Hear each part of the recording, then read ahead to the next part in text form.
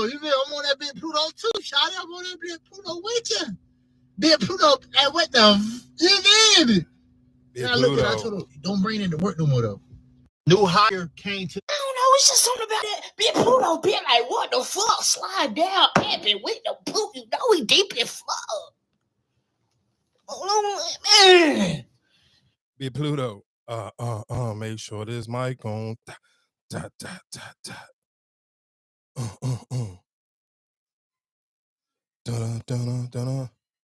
Hey Marcus, you do me a favor and pull that John up on the YouTube real quick.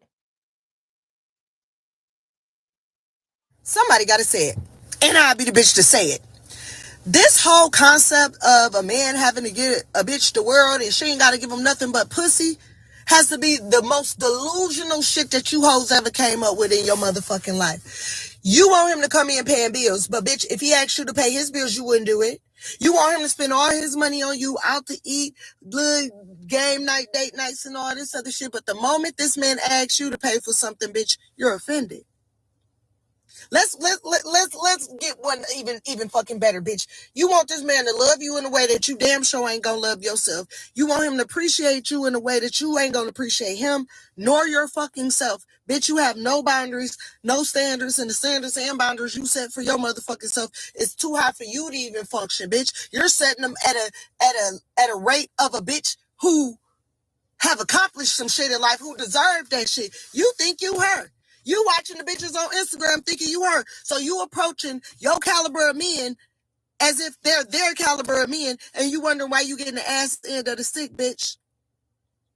Let's talk about it. Let's talk about all the shit that you lack and you neglect your motherfucking self, but you want to hold this man accountable. Let's talk about how you lie to yourself every fucking day, but you want this man to tell you the motherfucking truth. You don't love you, but he's supposed to love you. I don't know which one of you hoes came up with this. Somebody got to say it, and I'll be the bitch to say it.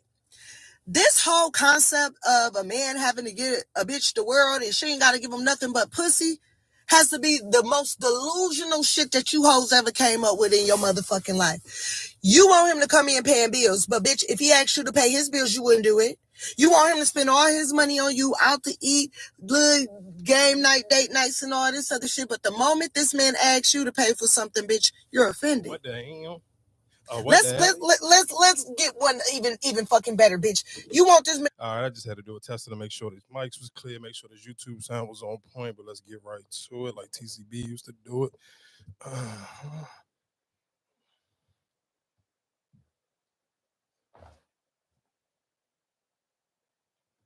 This probably would literally be like rule number 21 on reason why I just love TikTok, because it was this song that was like, and the crazy thing is about how, like, if you're not really prepared for your jump to go viral, you kind of really need to just take your time and be careful, because it was this jump and it literally, like, the song I kept like, bro, what is this song? It literally kept, I'm talking about every time I just kept seeing people use the jump, and the little hook part was, let me mess it up. I know I'm gonna mess it up anyway because I never can remember the words, but it was like, what was you can't get no coochie out the queen, put some Lululemon or whatever. I know I'm messing the words up, but it's that little part of Lululemon, and it was, and I kept, every time I kept seeing it, I kept clicking the jump because a new little thing that TikTok got is it's attached to Apple Music. So let's sit here and say, if it's the viral sound, but it's from an artist and it come from that song, they try to now, because originally with this jump, it wasn't attached to the right song. It was like somebody else probably figured it out first. Oh, this sound going viral. Nobody claimed the jump. So a miscellaneous rapper claimed it at first, and it kept going to his jump on Apple Music. So it wasn't, the song was never out. It was just a clip, you know, somebody in the studio recording, whatever the case may be.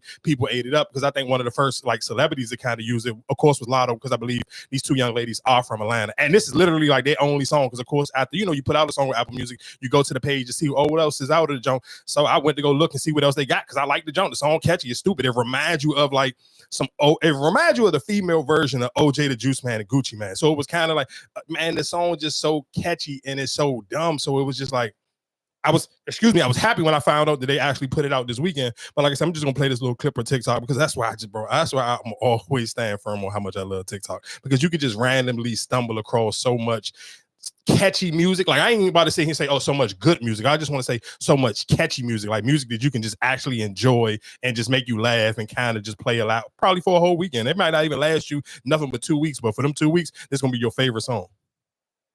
Hire came to the job today.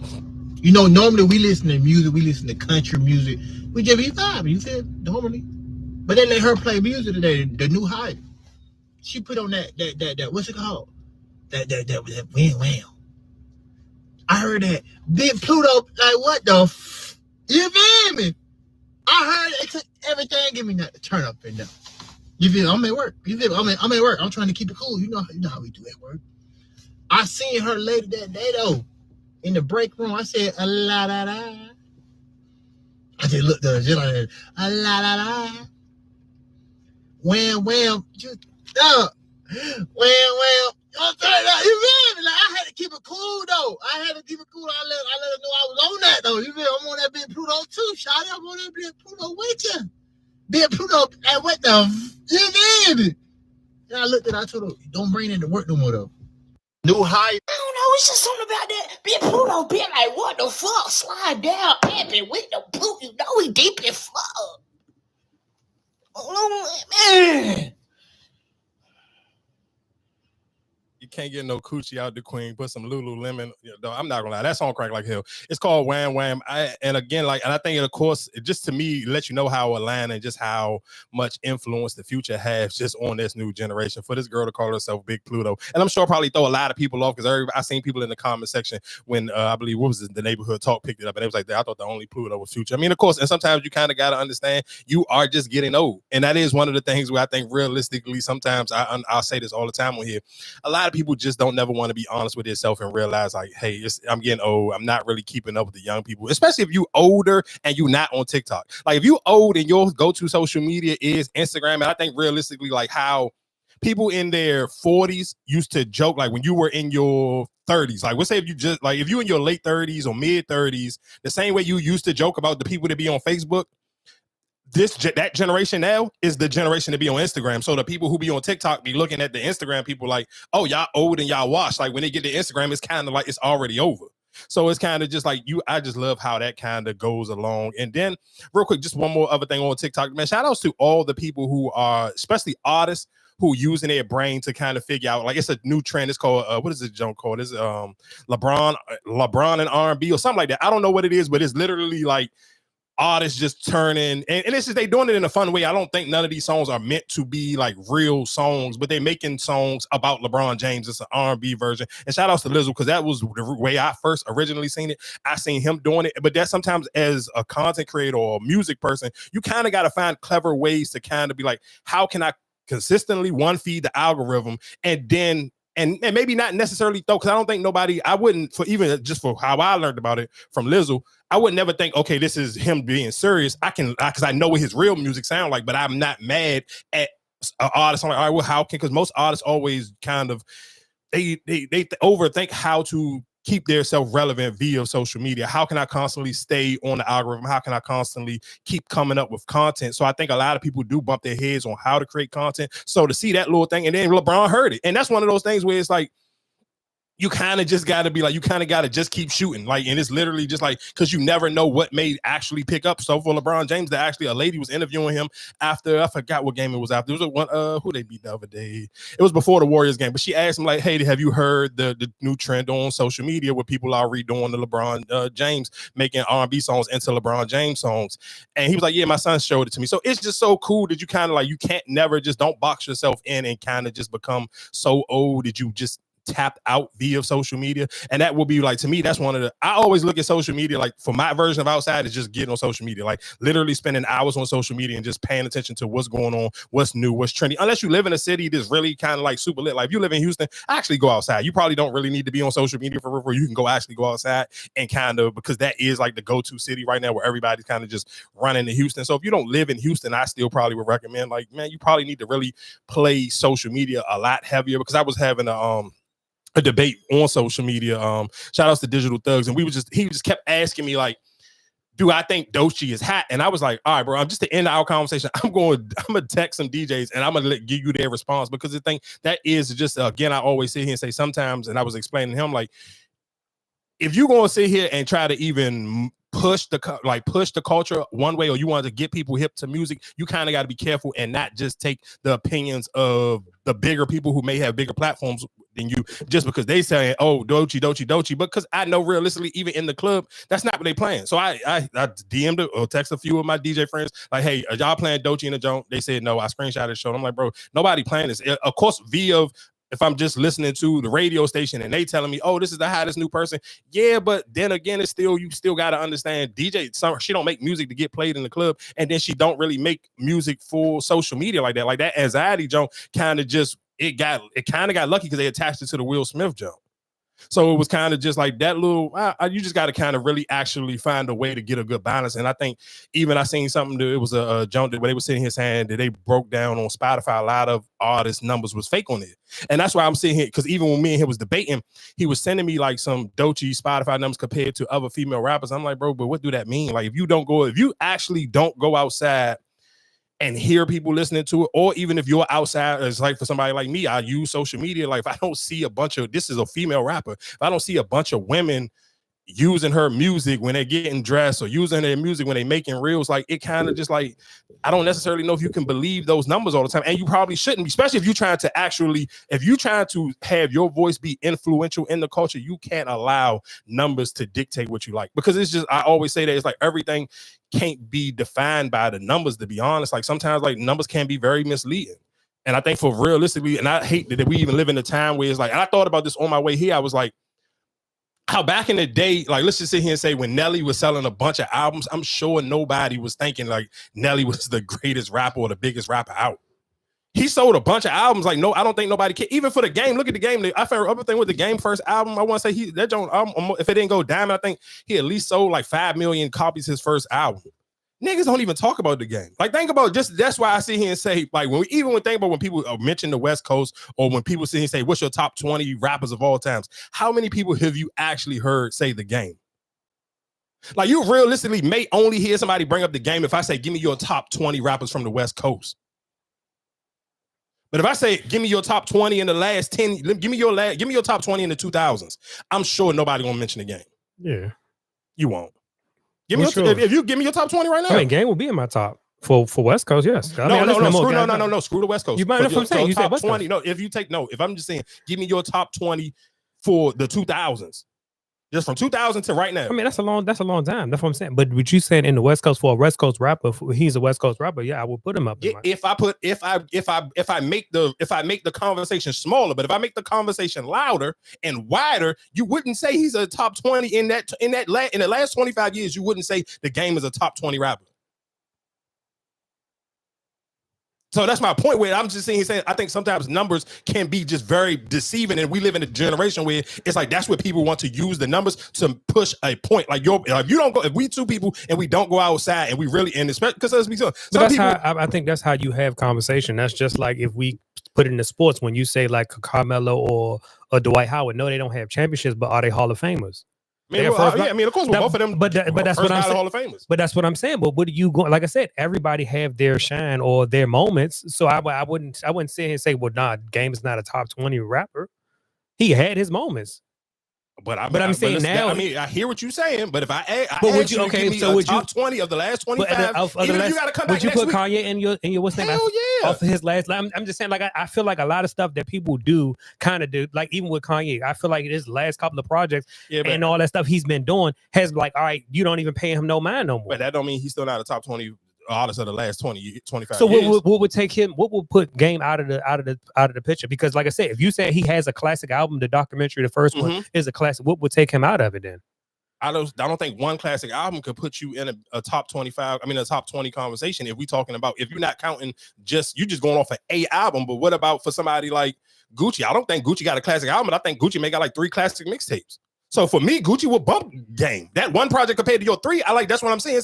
And that's why people try to use numbers. And that's why sometimes I even get upset when I hear people who is like, even when I listen to Joe Budden sometimes, and he make it just like when he was talking about Sexy Red the other day, I'm like, bro, you I don't want to say you too rich because I be thinking you be bluffing about half of the stuff you be talking about. But you're trying to put yourself in that space where you're so delusional that like, bro, I seen a bunch of. I posted a joke in my notes, and you know how many girls like I cannot wait for the weather to change for that hood. What's that? The hoochie coochie joke or hood coochie better. Like, bro, I'm listening. To what I'm saying, I ain't nowhere near rich. I ain't nowhere near about to act like I'm rich. I still know and still interact with endless ghetto people, and trust and believe they cannot wait to pop that hoochie coochie.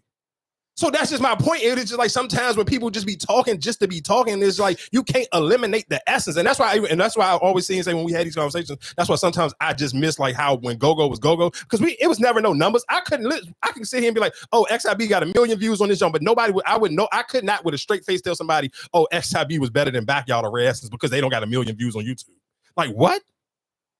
And that's the easiest way to kind of break that down for people in the DMV, where it kind of make this conversation even make it a little bit more sense. Where it's like, all right, you kind of got a point.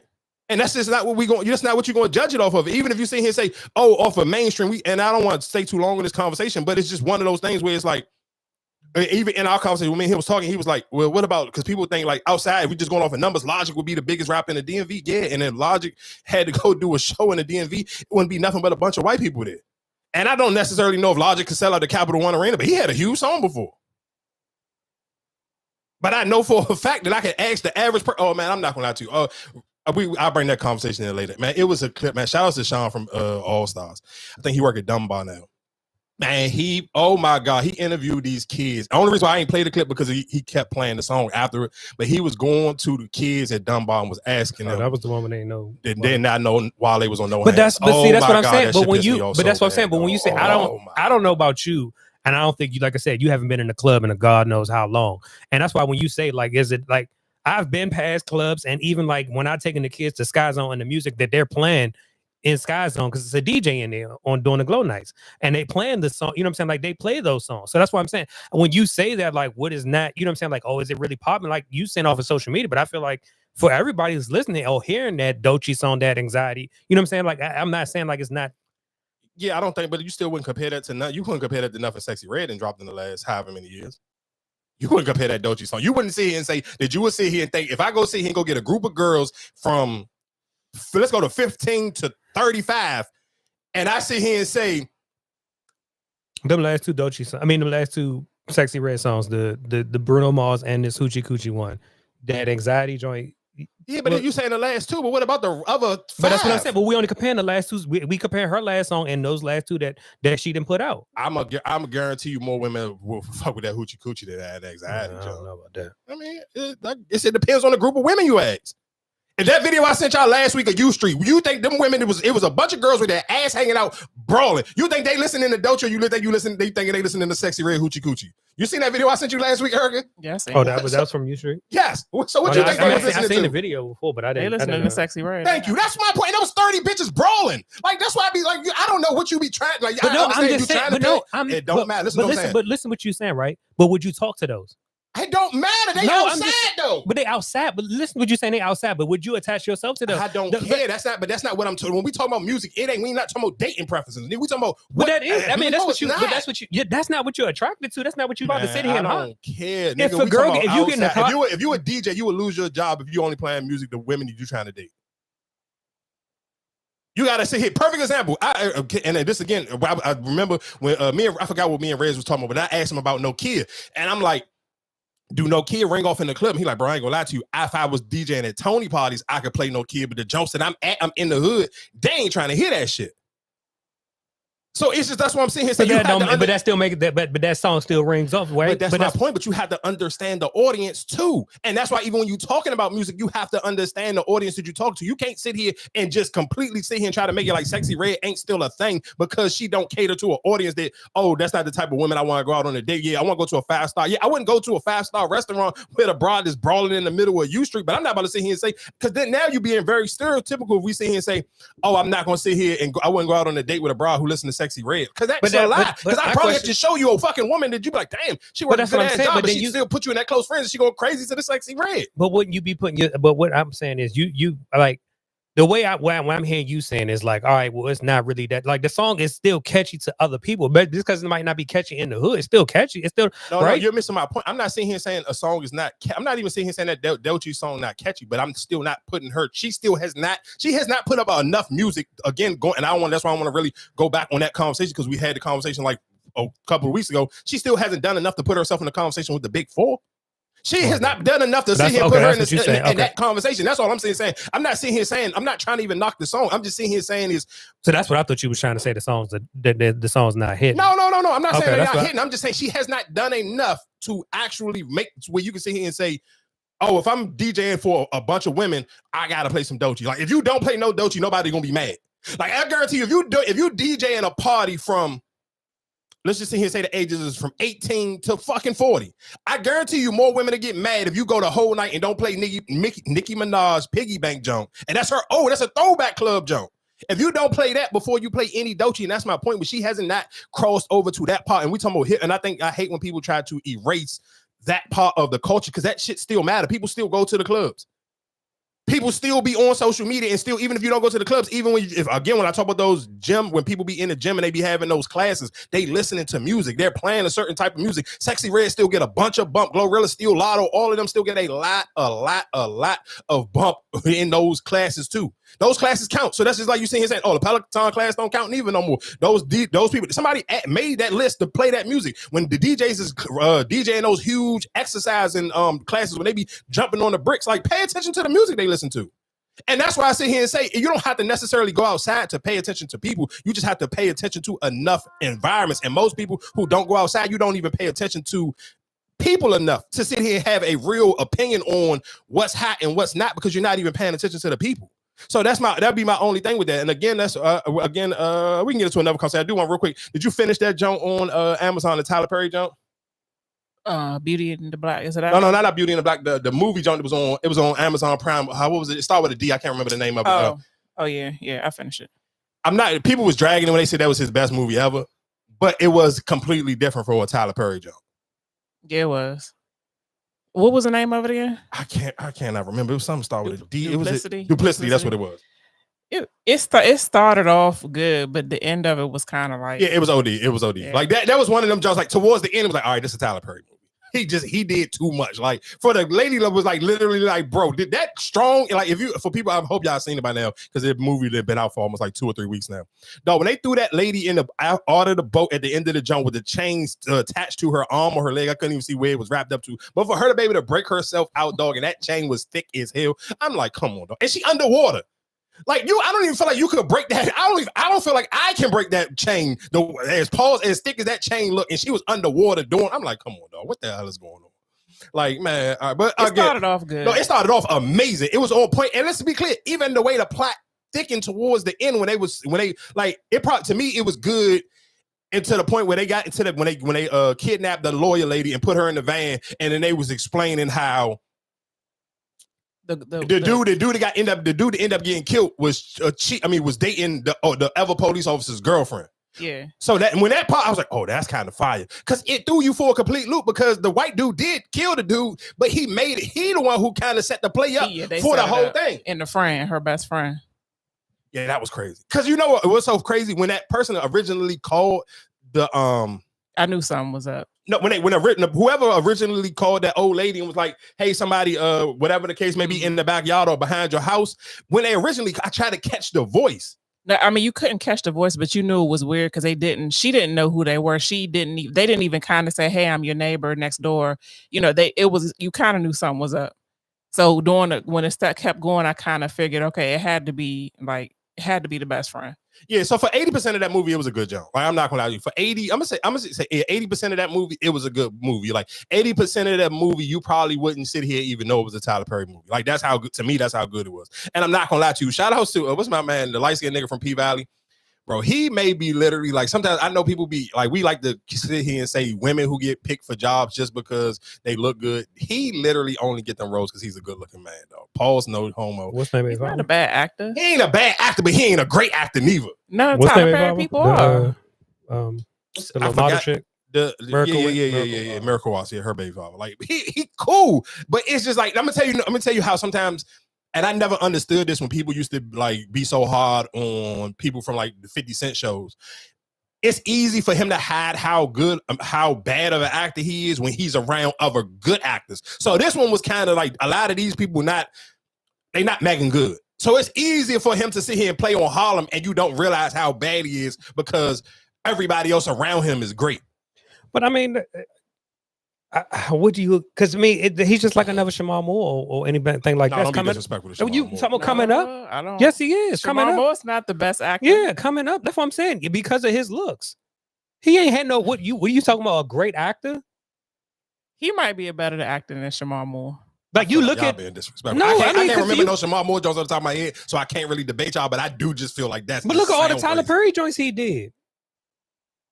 That's what I'm saying. That you put he in the same.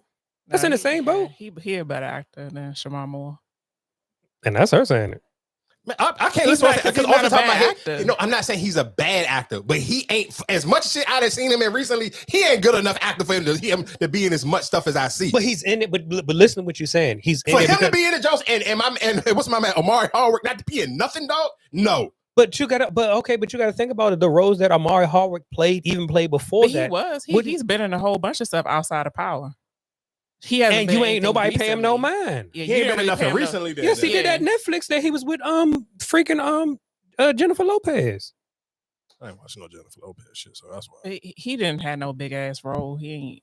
Yeah, he was in stuff. That's what I'm saying. He's Been in stuff, but that's what I'm saying. But nobody paid him attention until he came on Power. That's my only thing. When I was watching Tariq do his interview, and I'm calling him Tariq, Michael Rainey Jr. When he was doing his interview with Angel Reese, I was kind of like, damn, I'm scared. He was such a great job at Power. I'm like, I don't necessarily know if he gonna get into something else, and he might win maybe when he get older. But I'm just thinking about him right now at that age gap.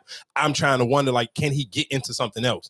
Because he kind of like, he ain't like a super crazy, like buff dude or nothing. Like, I don't necessarily know. Like, I'm kind of like, when I was watching him, that whole interview, I kept saying, damn, I wonder, can he get into another role outside of the, like, I don't want him to have to rely and wait for 50 again. But he's done roles. He's done other movies. Yeah, before that, though, but since Power, it's been Power. And he was on Power for damn near 10 years. No, he did, though. The movies he was in, it was doing Power. The little basketball movie, The Amateur, that was doing Power. What movie? Amateur. He was Amateur. It's a movie where he was a That's not have been good, huh? Because I no, it was. I'm telling you, I gotta pull it up. But yeah, Amateur. It was what's the name joint where he was like supposed to be playing overseas and all that. Like he snitched and he got caught up. Yeah, like I never seen it. What was it on? It was on. I want to say it was on Netflix. Yeah, I never seen it. I mean, and like I said, sometimes that could be on some of the actors if you do a bad job at promoting whatever you got going on. I mean, that takes on your fault too. But that's the only thing I kept thinking about. I'm like, damn, for Tariq. I think they all Tommy too. Like all of them. But Tommy kind of been in other things though. Like he ain't do a good no, because he ain't Tommy in those. But that's what I'm saying. Exactly. But who are you really comparing? Like when you look at these actors, who are you really comparing? But you know what I'm saying? Isn't that nobody's the Denzels or the Michael B. Jordans or you know what I'm saying? Because even like with Michael B. Jordan, look how long it took him to really get a big role. He did a lot of little stuff before he even with The Wire and all that. Nobody knew he was in The Wire. Like he did a lot of roles before he got big. Even now, look at what's my the other the one that with Michael B. Jordan. What's his name? The white girl. The nigga that choked the white girl. Megan Good's. I know you're talking about. Damn, what's it? Jonathan Majors. Like even with him. But I feel like what do you really do as a good actor? Like everybody has a bunch of roles or betcha. I don't know if you want to say good actors, but you can't. You see, they did that so well that when you see them, that's what you expect. So like when I see Tommy in other movies, like I don't like him because it's not Tommy. Like he played in a movie with Megan Good and Michael Ealy. And Tommy did all right in Ozark though. I didn't watch that all the way through. Yeah, he did all right. He did all right in Ozark. Like I get what you say. I think the good thing for Tommy is because he can kind of blend his look. He can kind of blend in with just like I can be just the random white gang member in a show. Really? I swear to God, like watch him on Ozark because it's like Ozark got season? So many. That was not the last season, the season before I won't say it was the season right before the very last one. So I don't know how I remember how many seasons Ozark went up to, but it was like Amateurs on Netflix. I might gotta check it out. I never seen it. But he ain't never promoted. That's my point. Like when nigga because that was like 2018. That was Don't Power. Yeah, he just didn't promote it. Cause shit, I even seen he was in Barbershop. Like that's what I'm saying. But I remember him in Barbershop. But yeah, I think Barbershop was before Power. But that's what I'm saying. I feel like a lot of these, like, that's why I don't know. I guess because, and like you said, because he's did the Power role and we've been watching Power so much, you might not see him doing another big role like that. But I feel like I said, even when I'm putting the guy with what's his name, I feel like they on the same boat. They best, eye candy for the women. They ain't. No, but I also know what I'm saying is I think but just a reason why I say it may be a little bit harder because nobody would look at Tasha like that. Like nobody would sit here and say, "Oh, I only can see Tasha as Tasha." But because Tasha played roles before she got into Power. Yeah, so I think that's just. I think for Tariq, I think Tariq just his to me. I think it's just gonna be age. It's gonna have to. It's almost gonna have to be like. It's gonna have to be age because I can't see him like right now. I don't necessarily know. I'm gonna see what I don't know what he can be in. It would have to be another something like Power, something along those lines. Yeah, it'll have to be something like that. It'll have to be something like that, and then it probably have to be. To me, it would be in his best bet to be like on a Netflix original joint or be on something like. So you would put what's name from Shy in the same category too? Who? Your boy Emmett. You would put him in the same as Tariq from the Shy? No. Because I still feel like the Shy has kind of got like. The Shy just don't have like the Emmett is like, don't get me clear. Emmett is a main character on the Shy, but the Shy ain't one of them shows where it's like that's just his show type of. That's what you're saying. Yeah, it's not. It is, and it's just not. It's not a stereotypical role. It's like because you can still see what's my man name that played on he played Lawrence on Insecure. He was on the John. I was telling y'all that it was like a Lakers spoof type of jump on Netflix. What is it, John? Point Guard or whatever it's called on Netflix. He played a coach on it, but he don't like his.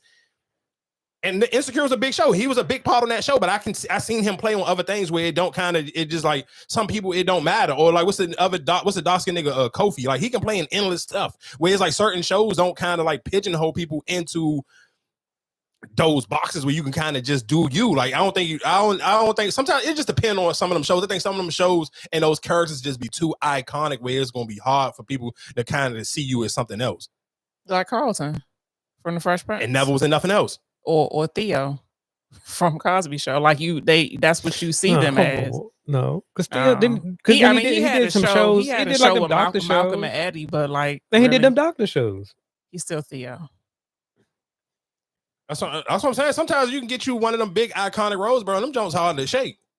He's still Theo, and Carlton's still Carlton. Oh, what's Dwayne Wayne? I mean, like shit, even for the young nigga that's playing Will Smith right now on Bel Air, I don't necessarily know what he gonna play after Bel Air.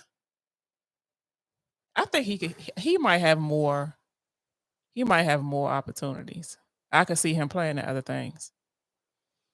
The only reason why I say I don't know because I feel like even when you look at TV shows, I feel like for all of them they just still so young. It's not too many young shows out here that's kind of like casted for young black actors. But that's what but do it really hurt you? Because if you got paid and you got taken care of, do you really need to, you know what I'm saying? Like, are you still chasing the check? I mean, I'm not saying you chasing the check, but you don't want to be out of work, but for so long, it's still a job. You still got a lifestyle you just start to kind of like accumulate for yourself. But shit, like what's my Boy Meets World? Like we ain't never seen him back, but he probably did little other movies and all that. But for real, we ain't really seen him like that. I'm pretty sure. I don't even know who the hell that is. You talking about some white people shit? I don't know I don't even remember what he looked like. I know what show you talking about. I watched the show as a kid, but if he came in this room right now, I wouldn't know who he was unless he got the curly hair. But that's what I'm saying. But I feel like once you, like I said, if you had a successful run, shit, look at everybody from Saved by the Bell. Yeah, I know that eight. But that's what I'm saying. Besides Slater, where's fucking Zach Morris at right now? Yeah, but don't you think? Like I said, I'm fine with if I'm and now look, of course Slater has found other ways and other money outlets. But I'm just saying, if you played those, if you got that big role, you got that money, do you really still be trying to look for work? It depends on how much money you got, and you still got to live. Unless you about to sit here, unless you about to do what I be telling y'all the rappers should do, unless you gonna move into the middle of America somewhere in a small town, I don't necessarily, because we can even kind of tie that into a conversation with DDG had where he was saying that you couldn't live off of $10 million for the rest of your life. And I think it just depends. Like Angela, you was talking about it on there, John. She was like, it depends on the city. She's like, I don't think you can live in New York for the rest of your life, and especially if you're trying to live for a long time. So I think all of that just kind of go on where you live at, and then the type of lifestyle you accumulated for yourself. But even me personally, I'm still thinking like, shit, even look for it's from Snoop from The Wire. Like, she ain't got nothing. You ain't seen her on nothing besides some random, maybe like a reality show here or there. She may probably been doing an interview on somebody's show, or somebody may bring her on something that got something to do with the Ravens. But outside of that, when do you really see Snoop from The Wire? And she smoked that role. You don't. So that kind of, it get rough, but I guess we can kind of switch gears. To me, one of the stories that I kind of didn't really pay it no attention until I kind of really paid it some attention. So Usher, of course, is still on tour, and I'm not gonna lie to you, this nigga, I feel like this tour been going on for forever, dog. Like, so it's a video, and it was going viral with him like serenading to this woman, and this woman literally looked like she came on herself like 4 or 5 times. Like, just her facial expressions. And I seen a story floating around on Twitter. I kind of don't believe it. I seen some of the smaller blogs pick it up, and I feel like sometimes how would you know this? Like, how y'all know who this lady? Because they try to sit here and say, oh, this 45-year-old woman got her husband is filing for a divorce after this video started to go viral. One, I don't believe it, because who this woman is not popular. I'm not no disrespect to this woman, but who know who she is? So how could you just randomly be like, oh, she about to get a divorce? Cool. All of that don't even matter to me. But watching that video, if that actually was my wife or my girlfriend, I'm not going to make it seem like I wouldn't feel some type of way. Because like the way she was just like, she literally just closed her eyes and she looked like her soul was literally just leaving her body the whole entire time. Like, that was one of them jumps where it would, me as a man, it would be like, damn, if my woman never looked at me like that, I would feel some type of way. Because it's like, sounds like a you problem. Make her look at you that way. No, listen to what I'm saying. I ain't saying it's not a me problem, but it would still be a problem. Like, there's no way that I can make that not a problem. Like, I watched this video, dog, and I'm sure for most men, I don't think it's too many men in the world that can sit here and say, you done seen your woman look at you like that. Like, she literally closed her eyes and it looked like if you actually looking at the way this woman was reacting in this video, it looked like she literally just had the best experience in her life. Like, those facial expressions, like, bro, I would feel like it ain't no man could sit here and be like, oh, I made her feel like this before. I seen this face before. This nothing. How you know? It could have just been for the show. Like, she knew she was being recorded. Nah, you can't fake that face. Maybe she wanted to get a viral moment. Come on. You seen that face. It's no way in hell you telling me you looked at that woman and you looked at that face that she was making and you thought she was faking. No way in God's green earth. I done seen a rack of women. I done seen women Usher. Fake. Women do fake it. No, listen, I hear what you're saying, but I don't feel like you have to. She will go into the actors that we were just talking about elite actors. If that was fake, then she may be one of the greatest actors of all times. And Tyler Perry need to reach out to her and put her in a movie then. Because, dog, the way her eyes was rolling, her mouth was getting moist, and it was just literally like, I'm talking, her eyes looked like her souls was coming out of her eyes. That's how passionate she was looking in her face when this man was just singing to her. I'm like, bro, I would be heartbroken if that was my woman. And she ate the cherries. Like, bro, she just looked like, dog, did you look at, like, just look at her facial expression. Like, her facial expression just said it all. Like, this was just like the most passionate thing ever. And this man didn't even touch her. He just got close to her where she could probably smell his breath. Like, she know exactly what he ate for lunch or he didn't eat, or if he brushed his teeth or whatever type of gum he liked to chew. That's how close he was on her. But that jump was like, I was like, damn, though, what if this is really my girl? Like, this was kind of like, you can't, though. Usher would be on like, you can't keep, we ain't about to keep doing that. So you going to divorce her? No. I'm not saying I would divorce my wife. Like, that's being childish. But I definitely would, like, I'm gonna feel some type of way. And as a man, I don't even know what to say. Like, watching it, I'm going to feel some type of way, but realistically, I don't know what to say. Like, what am I supposed to say? But okay, can you really say? I mean, because you got to think about it, he still is a superstar. He still is a performer. Yeah, you can't, but come on. Yeah, no, but it's not like it's a random Joe Blow. Sure. It's still Usher. It's still Usher. So, I mean, you can't, like I said, if you go back to what was the damn conversation I think me and you and Jazz on them had when you was talking about the Usher V, you know what I'm saying? Like how girls had the picture on their wall, all that. That was an iconic moment for him. So it still is Usher. Yeah, I get it. But dog, did you watch her facial expression? Like, bro, her face looked like she literally was just like literally having the greatest orgasm ever right there in the crowd. Like, she was into that jump, like she was losing her mind. Like, it was not. I'm talking about, dog, that facial expression she made look like Usher. He like, what's that Trey Songz? So he looked like he invented sex the way that's how her face looked like. Like, that was one of them jumps where I know for a fact if she wore drawers that night, them jumps was soaking wet. So what you gonna say to her when she get home? If you never seen that face, I'm sorry for you, buddy. What you gonna say to her when she get home? I don't know, and that's because you don't want to because this is what I'm saying. I can sit here and say it on a mic, but I wouldn't realistically, bro. I know I wouldn't want to. I don't know what I want to. I want to say something. Watching that video made me feel some type of way, but I don't necessarily know what I would be able to say to my woman because now you're gonna sound like a sucker. Like, bro, I went to a concert and I had a good time. Like, I get that part of the conversation, but that don't mean I still didn't see that video and I felt some type of way. Like, I saw it and I felt some type of way. Like, damn, that's you're going crazy. And I know for a fact, like, I'm telling you, as a man, I understand men have a pride and ego, but you're not about to sit here and tell me if I'm just doing a percentage wise, I'm going to go out on a limb and say 85% of the men who listen to the sound of my voice may see this video on social media or something. You have never seen no woman make that face to you ever in life. That might be. That's a problem for you, buddy. Man, y'all niggas is off. I seen that face. I hear what y'all talking about, but you're not gonna make me feel no way about myself though. That face was a different type of face. I think if she had a rose, she'd have made this face plenty of times.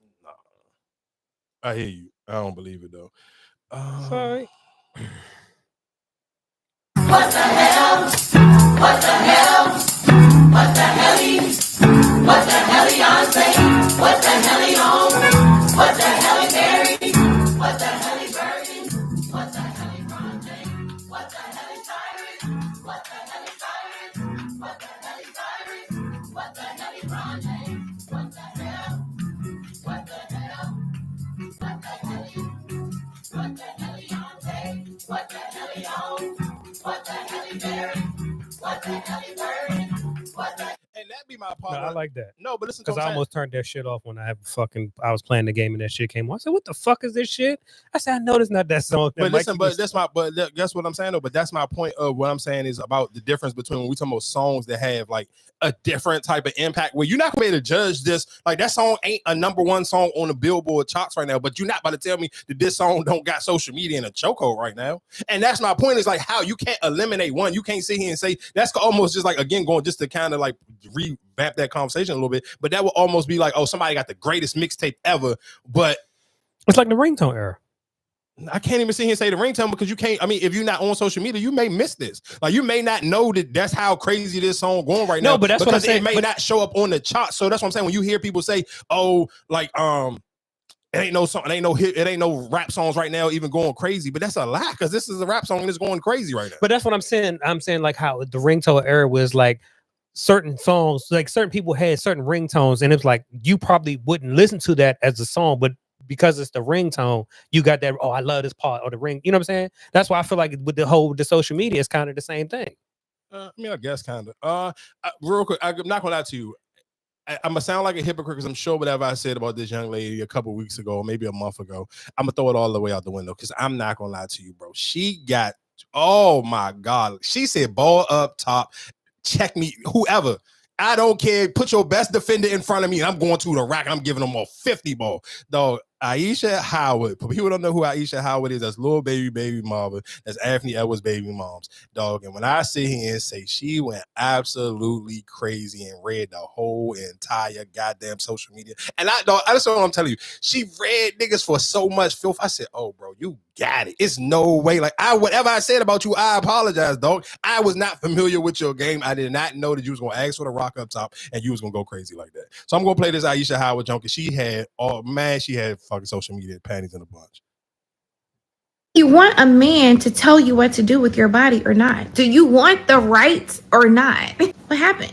I've also come to realization that there are just certain allegations that I will never, ever beat with you guys. I came into this situation with the status because I have a child by a very successful artist, right? From then, I'm viewed as a certain type of woman because I'm beautiful and have a nice body. And normally women like that attract a certain caliber of men, which is also not my fault. And now that I am in yet another situation where I now have a child with another successful man, there's no telling you guys that I'm not a gold digger. You guys, it's no beating those allegations at all. The only thing that irritates me is I read comments that say you're a gold digger or you kept the baby for a check. What if I came to y'all's pages, right? And I compared the men that you have children with to the men that I have children with. And I said, you were digging for poverty when you picked him to be your baby daddy, weren't you? You kept that baby for an extra income tax credit, didn't you? Or you kept that baby for a couple extra $100 in food stamps, didn't you? Or you kept that baby for an extra Section 8 voucher. Is that why you kept your baby? Now, if that was triggering, that's how I feel every time somebody says, do you even love that baby? You kept that baby for a check. Yeah, baby. I'm on one tonight. We're going to talk about it. Because, see, I sat back and I watched y'all in your dirty bonnets, lay back on your headboards or in your cars with the cloth seats. I saw you. And you voiced your opinion about what you would have did if you were in my situation with my options that you do not have. And you probably never will. How you gonna tell me what you would have did with my situation when you had a baby for your weed man, or you had a baby for that dude that be robbing everybody, or you had a baby for the booster, or you had a baby for the dude that you have to run down for $250? Yeah, let's talk about it. I would like to stop for a second, and I would like to give a shout out to... Bro, she threw the ball off the goddamn backboard and broke the rim, dog. Oh my God. You know how many women was so upset with her? Let me tell you something. And the crazy thing, and the reason why this is why I'm beefing with women sometimes. Y'all been knew who this girl was. Cause I'm telling y'all, I know women who told me like, oh yeah, you like Jada Wade, you must not be hip to Lil Baby's first baby moms. And for people to sit here and kind of keep painting her as a gold digger, I remember I was arguing, going back and forth with this girl on TikTok. I'm like, bro, her and Lil Baby sound like 8 years old. Lil Baby ain't even been famous for that long. So let's not make it like, let's be a little bit, understand the gold digger term. It sound cool to throw around on her, but I'm not about to sit here and make it like when her and Lil Baby had this kid, Lil Baby was Lil Baby. Cause he wasn't. Like his son, you gotta think about it. Their son was already like kind of, when his very first 2 mixtapes, he used his son on the picture of the cover, their kid. And for his first mixtape, what is it, John? Harder or Harder Than Hard, or whatever his 2 first projects was called. Their son was on the cover of the John. That son, and the son was probably like 1 at that time. So she was already dealing with Lil Baby before he was Lil Baby. So you kind of almost gotta eliminate that baby father if we're gonna do the gold digger conversation. And she ain't chump. And I think a lot of times people like to lie. Like what she said was the God honest truth. You're not realistically. Her options is going to be completely different because she's a beautiful woman, and I'm sure Lil Baby look out for her. So she is moving in a different circuit. And Anthony Edwards is from Georgia. She from Georgia. I don't necessarily, he might have been seeing her just as long as whoever else been seeing her. So that's my only thing is I like what she was saying because she kept it a bean, because it is like, if you call her a gold digger, then what do you call a woman who had babies by 2 broke dudes? Like, that's my only thing where I feel what she was saying. And women kind of like, oh, she just so classist. Like, what's her accomplishments? What do you mean what's her accomplishments? Why does she got to have accomplishments? Because she called y'all out on y'all bullshit. So now, because she not saying, oh, I got my own hit record label, or I play in the WNBA. What are we talking about, dog? Like, that to me is, I hate when somebody saying, hold the mirror up and say, nah, now you talk to yourself. Because she was being real. She was like, y'all call me everything out of my name besides a child of God. But if I go to your page and I'm judging you the way you're judging me, you don't know me. You don't know what this man told me when we was in the bed together. If I judge you that same way, what would you say? Well, like, what would we sit here and say about you? Because that's the truth. It's a bunch of women, dog. You know, it's so crazy. I know endless women right now who had babies by the original African scammers. Like the niggas who made it a stereotype on how Nigerian niggas scam people. It's some women out here who had babies, and guess what? Them niggas, they end up getting smoked. So it just be like, sometimes like, come on, dog. We gotta call a spade a spade. Like, she ate y'all up. I ain't gonna hold you. Like, it ain't too much. I don't know how else to say that besides what the girls be like, you better clock that T. She wore y'all ass out. I'm not, because it's nothing. That was the best clap back because she was just being God honest. And I seen so many women who was upset. You upset because your baby daddy is Maurice Cheeks. I don't know what to tell you, dog. Stop picking on people and thinking the niggas ain't gonna eventually have time. Because as soon as they get their loins together and they was like, all right, I'm gonna make time for you. I'm gonna make time for you. I'm gonna wear your ass out. I'm gonna make you feel some type of way. And she knew to sit here and dig, and she did it. Because what do you sit here and say, like, okay, cool, I'm a gold digger. Both my baby fathers is rich. Both of your baby fathers is broke. Who made the worst decision, me or you? So, I mean, what the fuck do you want to say? But my only question is, would you addressing them for what, though? If you happy with the decisions you made?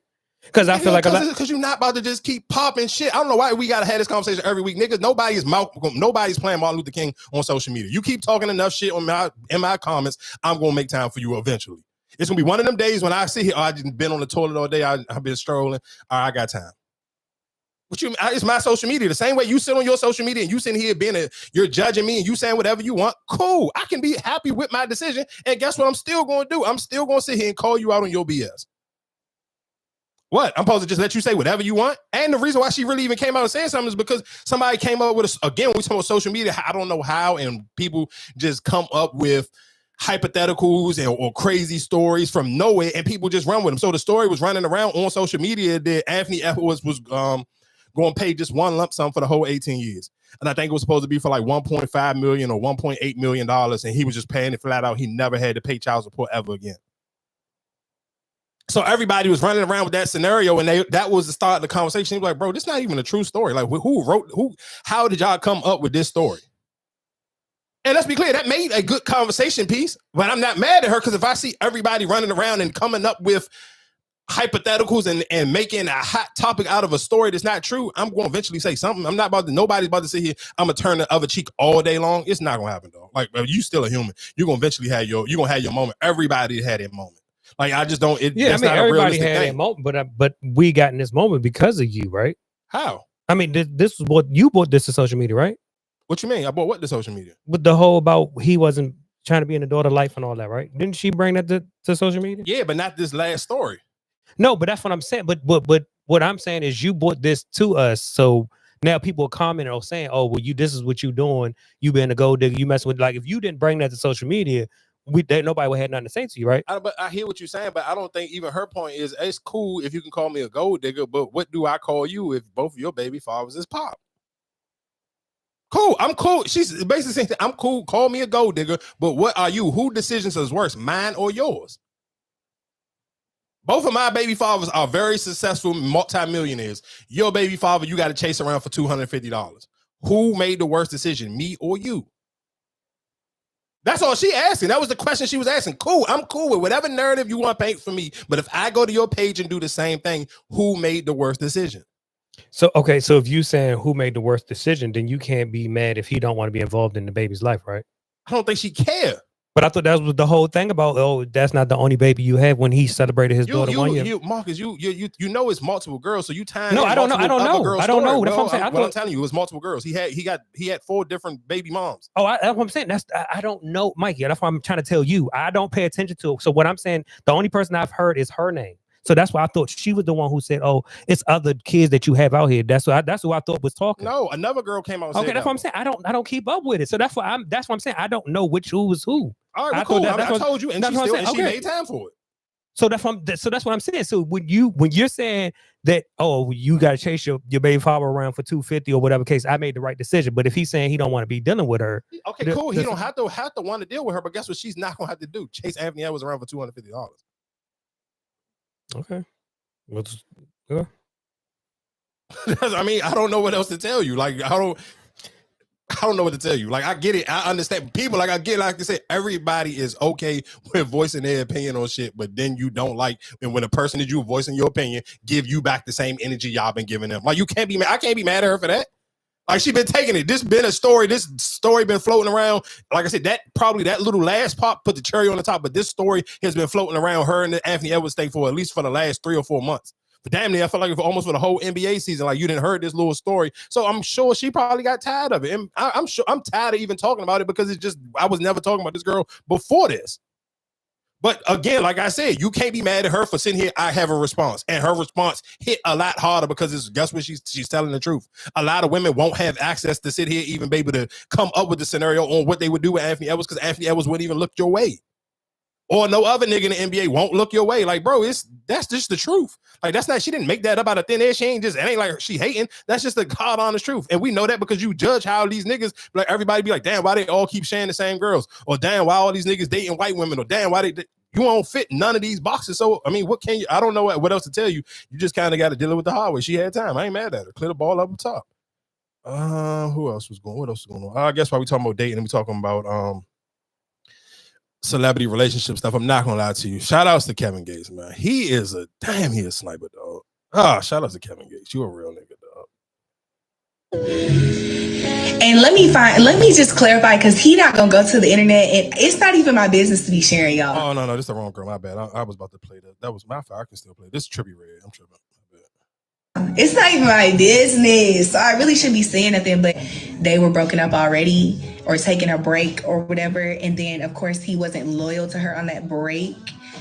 And he said he's found out she fucked some other rappers and stuff, and she put a spy camera in his room and then caught him messing with another girl. And that's when she went live and was like, he cheated on me, da, da, da. But really they weren't together from what I was told.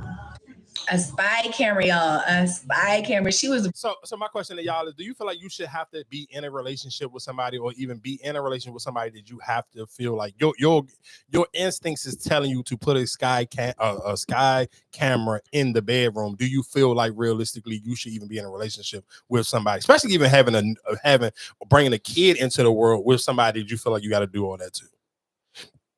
No. If I got to do all that, then we don't need to be together. If I can't trust you. And do you think that is an age thing? Do you think that's just, I guess, for me, because Coi Leray still very young? I think it's an age thing. I wonder, is it an age thing? And then sometimes I always want to do it. It's age. No, I mean, yeah, I get it's an age thing, but then sometimes I wonder, is it just because it's like, man, people be kind of so pressed to kind of just keep it just in the industry thing. And that's why sometimes I guess when it comes to men, you kind of get to respect it a little bit, because it's just, even if you tie back into the Anthony Edwards thing, it's like, you don't have to be a celebrity. Maybe you dated a celebrity before, but I do feel like sometimes with women, they feel like, I got like, bro, I mean, and I don't never try to, and I hate to say this, like, I'm just going off of pure, again, pause, no homo. I'm just going off of just pure looks. So Trippie Redd is one ugly nigga. I ain't even talking about music career, because he probably make better music than her. Like, we can sit here and go project for project. He probably realistically make better music than her. I'm not even gonna say probably. I know he make better music than her. He got a bigger fan base, but still it's kind of just be like, come on, dog. Like, I felt like Coi Leray could have went and got her a little NBA nigga or something. Like, bro, you kind of played yourself for a fool. So I can't, like, you kind of get what you, I don't want to say she get what she deserved, but you kind of get what you deserve, to be honest. Like, I don't even know other way to even kind of even say it, or even there's no other way to kind of explain it besides, I mean, you played yourself. Like, and what else can I really say about that whole situation? Where my man at? He came back. Oh man, this nigga's a combo, dog. I feel like at this point, I wonder, like, is he going on these shows to kind of just keep his name relevant? I ain't even say keep his name relevant, keep his face relevant, because I don't know his name, but he originally went on and we played this clip of him on the original Pop the Balloon show. What was that? He went on there maybe about 2 months ago or so. I want to say he probably was on the original Johnson. Now he kind of on one of the knockoff Johnson. I don't want to sound shady by calling it a knockoff Johnson, but I mean, it is what it is. For me, a perfect date, first thing I'm gonna do, pardon my voice, man. First thing I'm gonna do, I'm gonna take you shopping for something to wear. I'm gonna get your hair done, get your nails done, pick you up in my double R. Probably got 1,000 roses in there, in the Rolls Royce.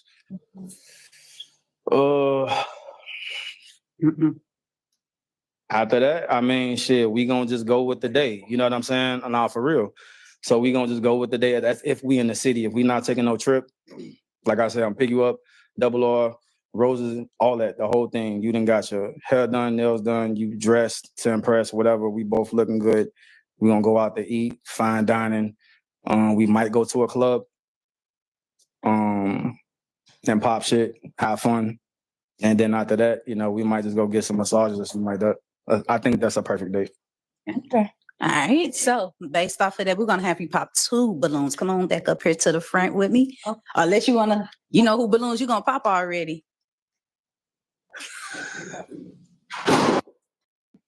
Oh, why wasn't this the longer version? Man, I'm mad. Well, anyway, she popped his. Damn, I thought that was a longer version. I'm mad at that. Oh, what she said? Why? Yeah, when she said why she popped his balloon. But basically, she said she popped his balloon because he was just doing too much. And he kind of do too much every time he come on social media when you see him on one of these shows. And it's just like, but one, I don't know. He got a whole fake beard. Like, bro, if you got to go that crazy with the Beijing. First of all, that sounds like the stupidest fucking first date I ever heard, though. What you mean? Why you say that? Like, what he say? I'm gonna get your hair and nails done and all that, right? Then I'm gonna take you shopping. Then we're gonna go to the club. Then we're gonna get a massage after. Like, I think he was trying to say the massage after, but basically he really wanted to say he was gonna clap cheeks after. You ain't going. I'm not doing all that, and then we about to go get a massage. Like, yeah, what? I'm just like, what the fuck? What club? But that's just my point. He be trying too hard. Like, dog, look how many times he had to double down on the, oh yeah, I'm gonna pick you up in the double R. Or like, dog, nobody cares. Like, I get it. That's what I'm saying.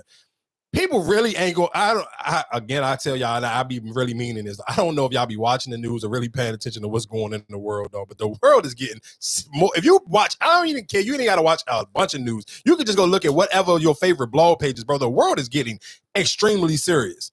Like, and it's only gonna get more crazy. Like, even for him, you in a room with a bunch of men, I wouldn't even be talking like that.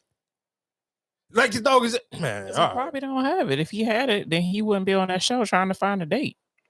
But I wonder but I wonder, is he on this show because he wants the clout now? I think he probably really may have some type of bread, because I'm sure if you go to his Instagram page, he be doing all the stuff that he be saying in the Jones. He be actually doing the stuff. So I wonder, is he doing it because I can just, like, okay, the people on the show may laugh me out. Everybody on social media may drag it, but I may get some cheeks, and maybe some bras who really like that type of stuff. Because let's be clear, it is a lot of women who probably would bite on that. But if you do this in real life, then why are you on the show? No, because you're missing what I'm saying. He on the show just to try to get more clout. No, but you said like his social media show him popping or whatever in real life. So why am I going on this show? If my social media is reflecting and this is how I'm carrying myself, I could bump into any girl on the street and she could see. No, I agree with what you're saying, but we got to be real. It's 2025, and we got to understand how addictive that social media going viral thing. Because your page can be popping, but it ain't nothing like going viral. Like, his page he's never going to, his normal page is never going to get as much traction as he get when they dragging him via social media for something like this. Because some people got tough enough skin that you can live with the drag. I personally know that. Is he posting this? Like, are they tagging us? Well, I mean, on the original post, like on that original page that it actually came from, they tagged him in the jump. Like, even when he was on the original Pop the Balloon jump, they tagged him on the jump. Like, that's how I went to his page and seen like how he was giving it up on his page. He be having all the bottles and all that stuff. Let's be clear. I'm not sitting here saying. Even he may actually have bread, but a lot of his designer stuff be fake. His chains, his jewelry look fake. So I mean, like, but still, I know for a fact there's so many women out here who just green to that type of stuff and geeking to try to experience. And I'm not even gonna say they green. Some women just be wanting to finesse it. Like, okay, cool, he gonna pick me up in a double R. I'm just gonna finesse this nigga. Look at him. Like, come on. That's what I'm saying. That's I get it. I see why you want to show. You're not getting no money. You don't have no money. You're not getting no girls. Like, stop lying. But guess what? Listen to what I'm saying. Just look at him. I looked at him, and that's my point. The beard look nuts. He don't even have a beard. The whole thing is just straight spray paint. Yeah, that. His whole entire beard is spray painted, bro. That looks insane. Like, the beard alone is just going to absolutely be a hard no. And that's why the dude at the other end was just laughing him out, because the other dude got the whole Philly looking beard to stick out from here, and he just laughing at the nigga because the nigga got a fake beard. But it's just like, I get it. I understand both sides of it, because it's just like, I understand what he trying to do. You just out here, you fishing for other people to catch on. Like, yeah, the people in the room may laugh me out. Everybody else on social media may laugh me out. But I know for a fact it's going to be women in the DM like, boy, you be faking. You ain't trying to go out on one of them dates for real. And then if the girl look, he going to shoot his shot. Shooter's going to shoot. It's going to happen. I know for a fact it's going to happen, because there's too many thirsty women out here for it not to happen. Okay. I'm telling you, it's too hard for it not to happen. And I mean, I guess I can kind of go. Who I want to go with next? I'm gonna go to this one right here. What's your take? Becoming hot has become too accessible. 100% agree. There's busted people who are destined to be busted that are no longer being busted. It's disrupting the natural order of things. My big problem with it is that the human brain is not designed to see so much titties. This is what I'm saying. Especially nice one. Have you ever busted like a bunch in a day? What? You know what I mean? Like busted nuts? Yes. No. Well, yes. Yeah, okay. There was one time where it was like 10 nuts in one day. That's what I mean. And then, and so like on the last nut, you're just kind of like puffs. You know what I mean? It's like, it's just like kind of forcing out air almost. It's like there's nothing behind it. There's nothing. You're almost desensitized to your own nut. You know what I mean? And that's what's happening out here. Like, I can't even engage with the hotness. It's like sort of, I'm desensitized to it. You don't find anyone attractive. I think we have reached an uncanny valley of hotness, right? It's the polar express of it all, right? It's like, I recognize this as hot, but it does nothing to my loins. That is true. I completely get that. The thing is, times was you used to earn, you had to earn your hotness, Yes. right? Like you had to be a nerd whose social fortune was being wagered upon by popular jocks, right? And then like there was a montage. And then you transform. And then you transform. Like in She's All That. That's right. Take off the glasses and she a baddie. She earned that hot. She didn't just go to Panama and get some teeth. That's right. That's right. That transformation is so vital. So people have become too hot and you want more ugly people on the streets. I have too much access to becoming hot. I'm a 42-year-old lady who has 2 children. You look incredible. But that's what I'm saying. Why? I have such ready access to hotness, and I shouldn't. It's not good. It's not healthy. I shouldn't be hot. I should be a troll. So real quick, I guess my question for y'all is, do y'all believe that it is too much access to hotness? And I guess when they say hotness means beautiful people, like there's too much, and I can even, for myself, I can even admit this. I do think there is too many, I think it is too much ass and titties via social media, because it's like, and you kind of get desensitized to it. I remember me and Top was having this conversation, and I was like, you know what's so crazy? I get more turned on by women in workout clothes now than I do women in bathing suits. And that's because I felt like I've seen too many women in like thong bikinis or their titties hanging halfway out. So in the gym joint, it kind of make you have to fantasize a little bit. Like the clothes is tight where you can see how her body is actually structured, but it's not showing enough where I have to use my own imagination to kind of lust and wonder, like, damn, I wonder what she looked like without these clothes on. Where it's like, okay, I can go hit the explore page and it's literally nothing but a bunch of naked women in their bathing suits, lingerie, whatever the case may be. And it kind of to the point where it's like, I'm on the explore page, bro. This is 200 pages, literally like right here in front of me. This is no excitement to this. Like this does nothing to me. So I do think we live in a time now where it's like, and I do agree with even what they were saying was like back in the day, you actually can, even I'm not going to say back in the day, because still for some people who won't run and just go get surgery done or won't try to go get their teeth fixed or nothing, and they kind of really still grind it out. You do miss that was process that kind of build some form of character. Like especially if you lose weight and you have to go into the gym and actually put in the work to lose the weight. It does build it builds you some discipline, and it builds you some type of characteristic that you didn't have when you was just sitting on a couch. For the same way, if you like run and go like, hey, I'm just gonna go up and go get some surgery, I'm gonna get a BBL, whatever the case may be, because most women, if I run and go get a BBL, now I still kind of got the same bad habits. Like I still got the same bad habits that I had before I ran and got the BBL. And then that's when I become, I got the BBL and then I got the lunch lady arms with the BBL. So it kind of just looked nuts because I didn't work for the body that I got. And I think even for men, like even if you sit here tied into men who rely on Percocets to last long in the bed, or if you going to get pills or whatever the case may be, realistically, if you don't still change your diet so your blood flow can work ready so you can be official in bed, you're going to rely on them pills too much until your junk don't work.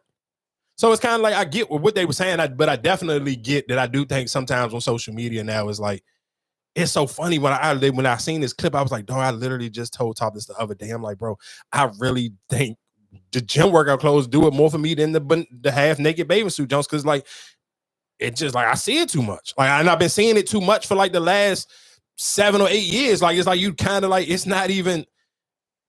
It'd be like it ain't nothing. Like it really don't be nothing. Like even if you tired, like it just be too much. I ain't gonna lie to you. Y'all got any thoughts or any opinions? Do y'all think it's too much? I think, like you said, it's so you see it so much now, like you just kind of numb to it. So I do agree. I guess matter of fact, I got one more clip that's kind of in there. I can come back to it. Anyway, real quick. In other news, shout outs to UConn.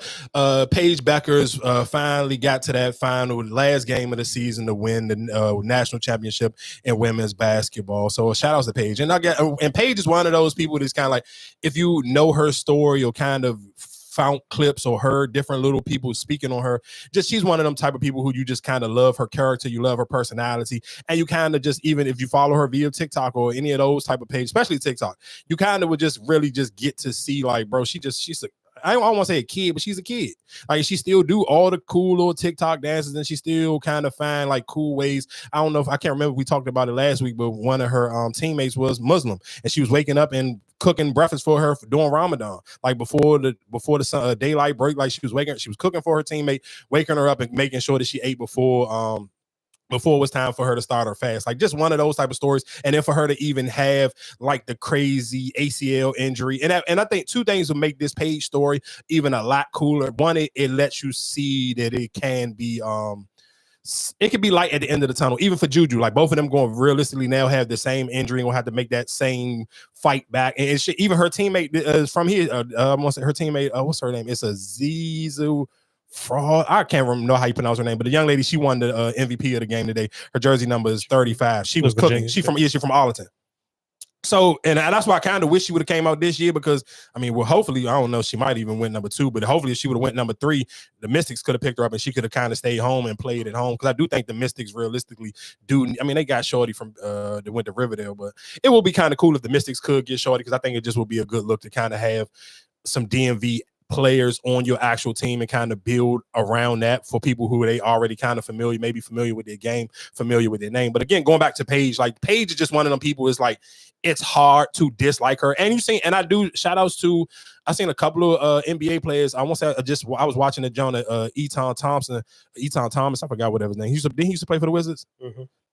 He did a piece on, I want to say, and all the like the crazy big news stations picked it up because he did a piece basically sitting here saying it's crazy that white people kind of don't know how to be racist the right way. He was kind of making it like, damn, y'all so blatant with it and so kind of slow with it. Y'all couldn't even hide and just redo the thing, show up for Paige the same way y'all showed up for Caitlyn. And it was kind of just like y'all making it too obvious where it's like, damn, you couldn't even like kind of like fake try to hide it a little bit. So I think that was one of the and that's one of the things where I think even just for somebody like me, you kind of can't just like Paige is one of them people where it don't like it's gonna sound crazy, but it's just like skin color kind of don't matter for her. Like she's just that cool. She's that great of a person. Like in her personality is that bright of a person where it's like I'm rooting for her more than Dawn Staley because I'm like, bro, Dawn Staley gonna be back here another year. Dawn Staley will be here next year. Dawn Staley will be here the year after that. Like this is the last time for Paige, and this is like she is one of them people where it's like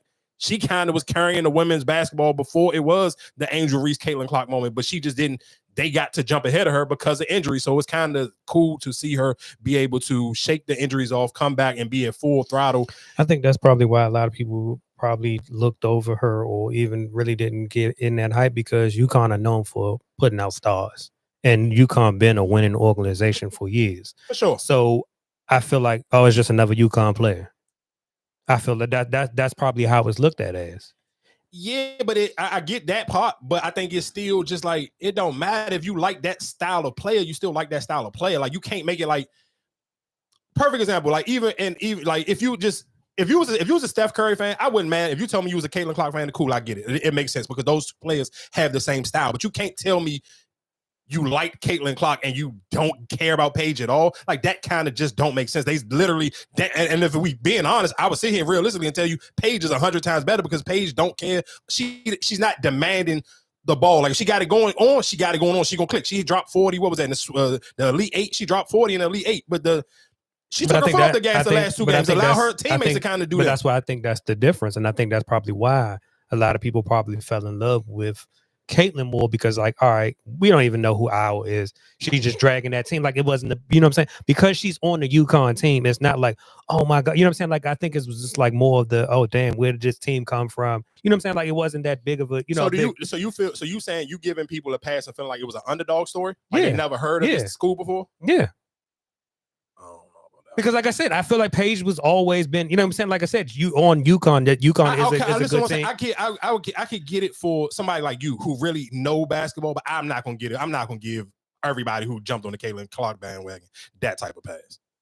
You actually know basketball, so you can sit here and you could tell you knew about Maya Moore before I did. I can admit I'm new. I've been watching women's basketball for the last maybe 3.5 years. So I'm not about to make it like I know about all the older players. Like I know about those players now. I know that Breonna Stewart and all of them went to Connecticut now because I'm getting familiar with their story now. But you're not about to sit here and tell me for all those miscellaneous people who was watching them games, I'm not about to sit here and say, oh, they just found the random ass school to root for, like, and that's why they liked her. I'm not gonna believe that shit because they don't know none of the backstories on none of the other good teams.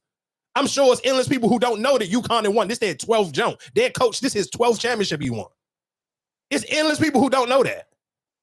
So that's why you can't make it like, that's why I'm not going to go with the, oh, it's just because it was Iowa. Like, I get it. If women's college basketball was already OD popular, like how people don't like Duke, like I get it for the reason why people was geeking that Houston beat Duke yesterday. I understand that because it's Duke. Niggas know who Duke is. And you kind of was just like, they was putting the extra sauce on Cooper Flag. Like I seen niggas say, oh, Cooper Flag may be the greatest Duke player of all time. Like, damn, Grant Hill died? Nigga, JJ Redick. I mean, that's what I'm saying. But that's my point. But that's the thing. But I think that's the same. But I think that's the same thing that Paige falls into because UConn is so established in the women's sport. I would. That's what I said. I agree for people who actually was watching women's basketball like yourself. You actually know, but we can't make it like everybody been watching. Yeah, no, but that's what I'm saying. So, but then who you really are? You're arguing with people who just started being fans. Then that's what I'm saying. When you say, well, you don't really know, or you don't. I'm saying, so you argue with somebody who just started being fans because they saw everybody else talking about it, right? Not actually people fan of basketball. So I'm saying for you to argue with them, it's like, all right, what am I arguing for? You're not really a fan. You're right. You're right. Yeah, and that's right there. That's a great point. You're absolutely right. You cannot argue with people who are not actually fans or just becoming like that's almost just trying to like because and that's why I say, but the difference between college people more college fans are more loyal than NBA fans. You know what I'm saying? Because you've been riding with this team ups and downs. You know what I'm saying? Sure. Through thick and thin. Of course. I guess my last take on the college women's basketball. This was a conversation that people kind of been having via social media. And I think me and our younger brother I asked him the other week, if your daughter was playing college basketball, would you actually want her to go to South Carolina? Because let's be clear, again, kind of going to the same thing what you just said is, and to me is the difference is South Carolina is a great team, but I don't know if they make superstars because you kind of can put that under the same thing of like, if we was talking about, if we compared to, for people who not really familiar with women's basketball, we compared to other sports, they kind of like the Patriots. They kind of like the Spurs. It's like great teams going to win championships, but it ain't really no superstars. Like you may get a superstar like here and there, like you may get one, like how the Patriots got the crazy nigga who ended up going killing people. And so you'll get the Asia Wilsons, but then it's kind of like, you get Asia Wilson, and then you kind of like, what else though? They got a bunch of champions for as many championships. Dawn Staley got 3 championships now. So for her to have, and she'd have been to the jump, I want to say 4 out of the last 5 years. So even for that to be the case, is still kind of like, yeah, but because there's always, I think I still because she bigger than the program.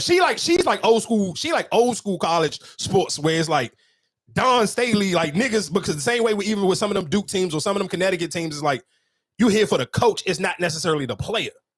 But I feel like even now, and that's why like even I keep saying like I don't understand why a lot of these players are even trying to go pros when the money is still in college now. Beforehand, I think that was more of the leverage where it's like, all right, we a winning organization, we go to but now I think it's more so, what deals can I get? Can I get a deal here? Can I get this deal? You know what I'm saying? What can you got to offer me? So I think that's probably kind of the playing field now. Yes, you can come there. Oh, we've been here 4 or 5 years in the championship, but damn, somebody like Maryland coming, they offer me, they got an NIL deal for 3 million. So I get that, and I seen a lot of people giving that because that was when I was doing while I was watching the game. I posted it on Threads, and a lot of people was writing that back because the young lady I'm talking about who that played for Connecticut and she from here. I was like, damn, I tweeted what I said on here. I hope she come out so the Mystics can pick her up. And a lot of people like, oh, she going back, but she been in the jump just as long as Paige, but she had more injuries than Paige, so she hasn't played a lot of them years. Because I want to say I think she been at UConn. I think she been in 3 years. Yeah, she been injured she been there for 3 years. And I think this was her first full season playing. So of course she still got a bunch of eligibility, but then it's kind of like, I don't necessarily know where everybody NIL money is besides the people who jumps that they show. So of course, I mean, like the main people was like I told y'all, the white girl who go to LSU to do the gymnastics, and then after her it was. I think a lot of people got NIL. It's just not. No. But I'm saying a lot of people get them, but everybody jumps ain't as big.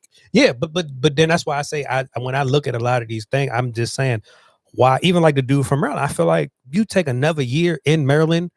And you still build you know what I'm saying? Like, you going to the NBA to go sit on a shitty team and don't get no playing time. You fall wayside. You talking about the young from Baltimore? Yeah.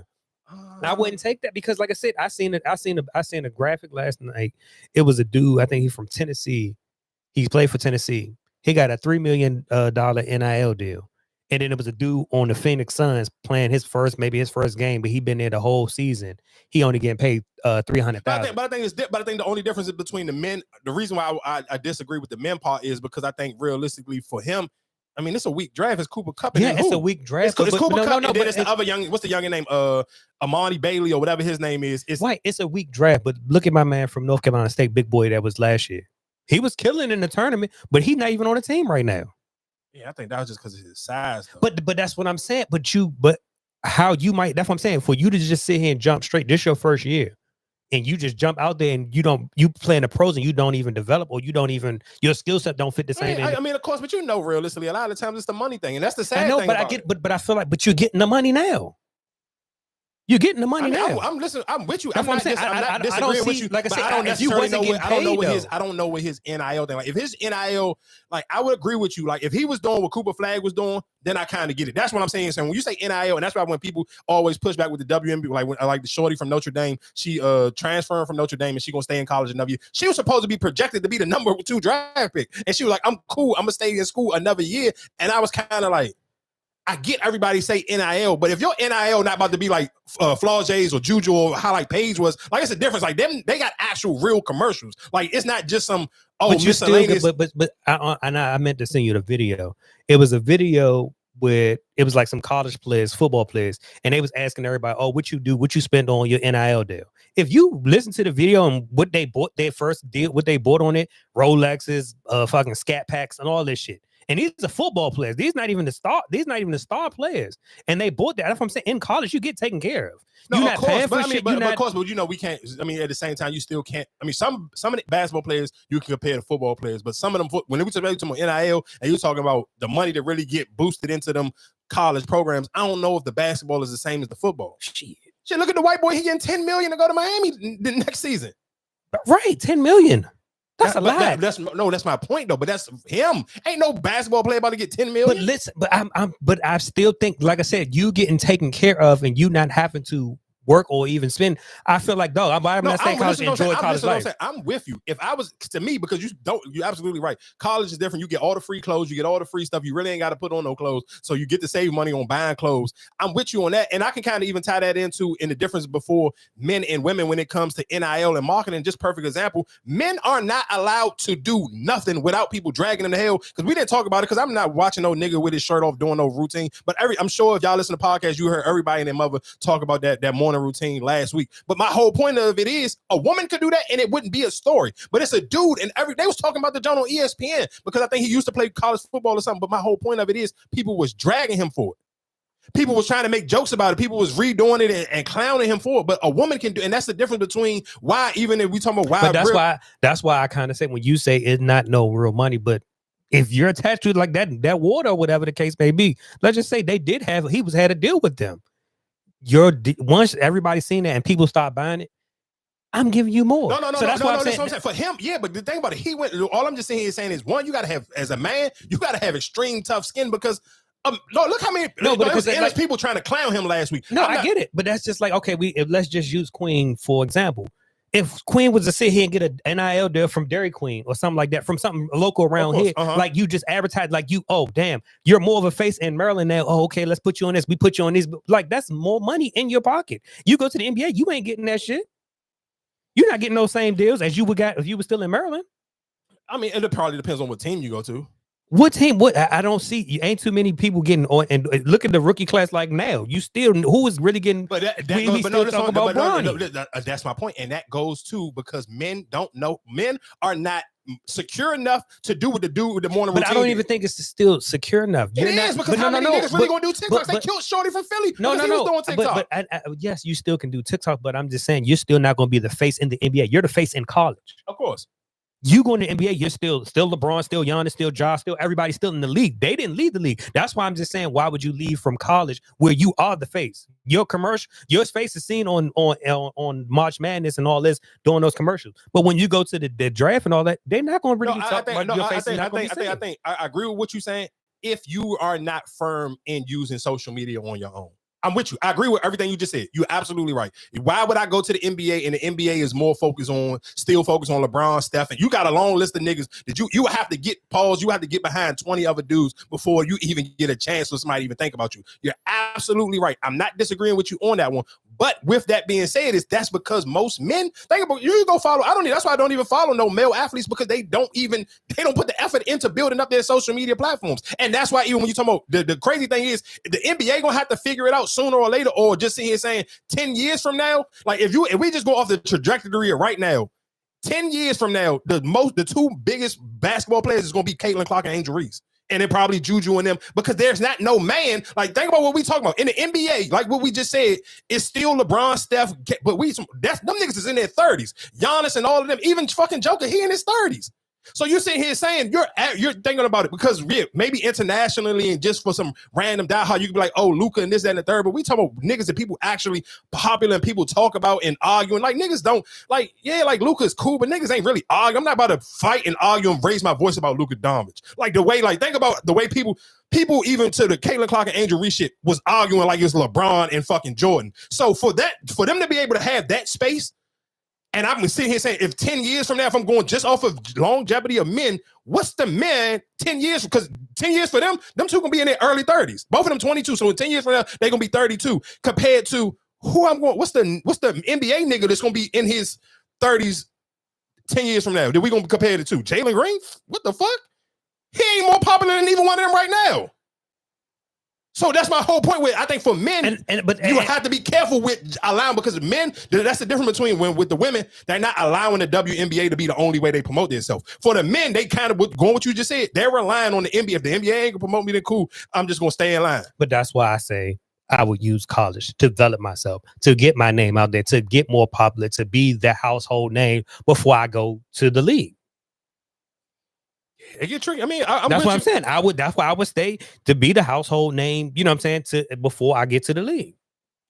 And like I said, I guess so we can switch gears. So I don't want to. I know women don't want to hear about that all the time. But I guess the last little thing that we can kind of stay in just with the sports is, of course, I'm sure people have seen Ja Morant got fined $75,000 for doing a gun gesture. And I'm not gonna lie to you, I kind of respect Ja Gangster because it was just like.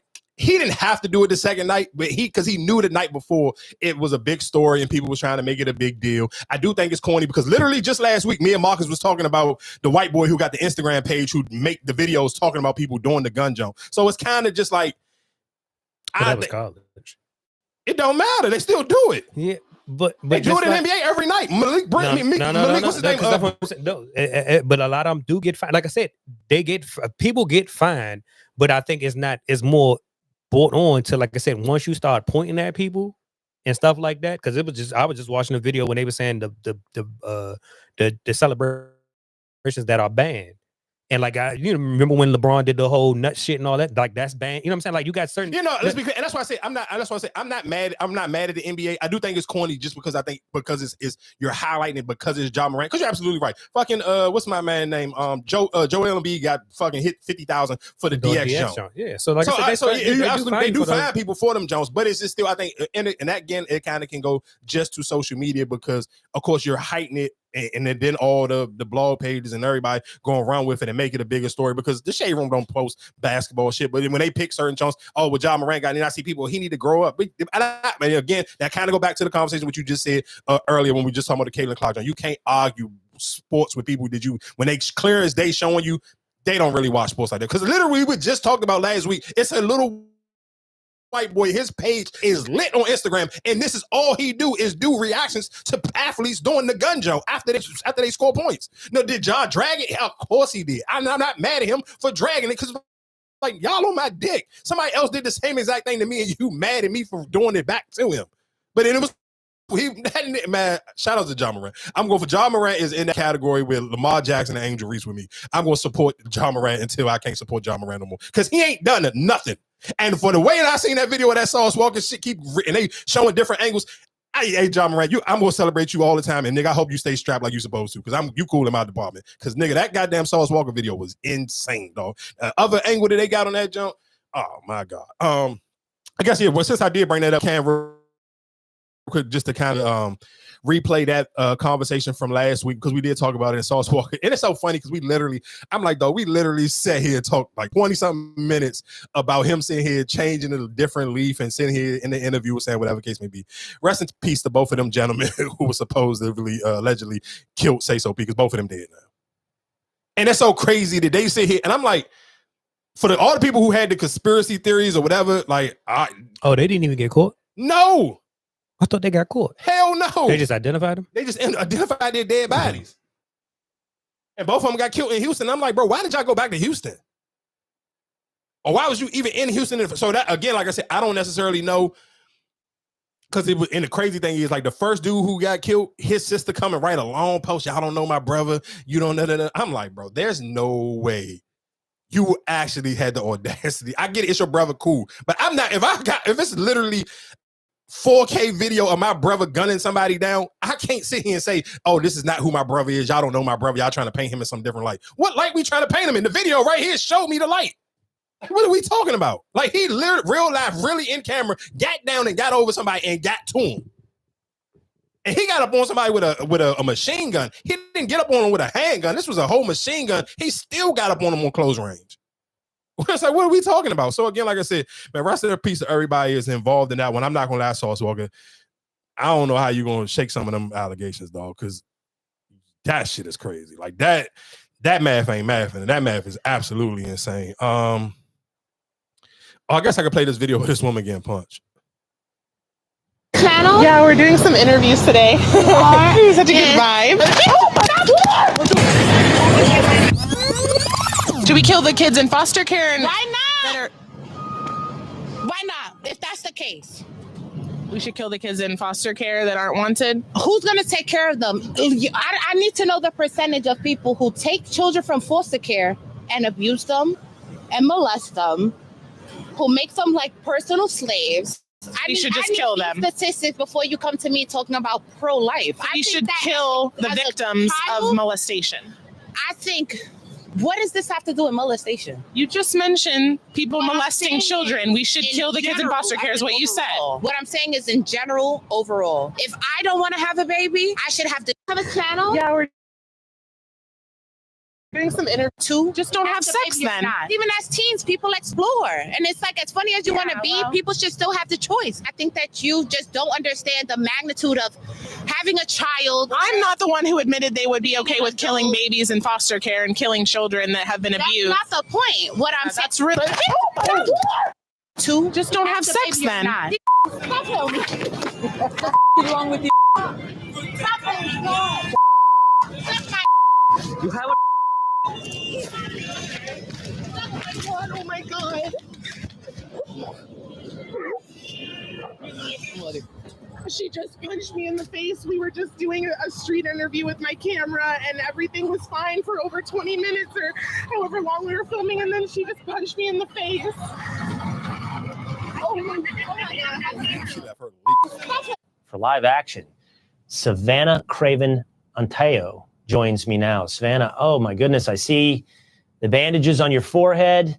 I know you went to the hospital. Let's start with how are you doing? I am doing okay, honestly. The accident could have been much worse. I guess it wasn't an accident. It was definitely on purpose. But I'm doing all right. I got some battle scars, but we're here. Well, I'm curious, stitches? What happened at the hospital? Yes. So no broken bones, but I did have to get 2 stitches right below my eyebrow. And I've obviously got a very shiny pink eye here. My goodness, I'm sorry. I'm really sorry that happened to you. I imagine you've been doing some of these man on the street interviews, asking people their opinion, obviously with people that disagree with you as well when it comes to a very heated issue, the issue of abortion. Have you ever seen anything like this? Did this come out of complete left field? Did you know you could be in a situation where something like this could happen? For live act. To other people, I've seen this happen, but it was in a moment where I never thought this was going to happen to me. I live here in the city, and I'm very used to dealing with out of control protesters and abortion supporters, but there was no lead up to this altercation.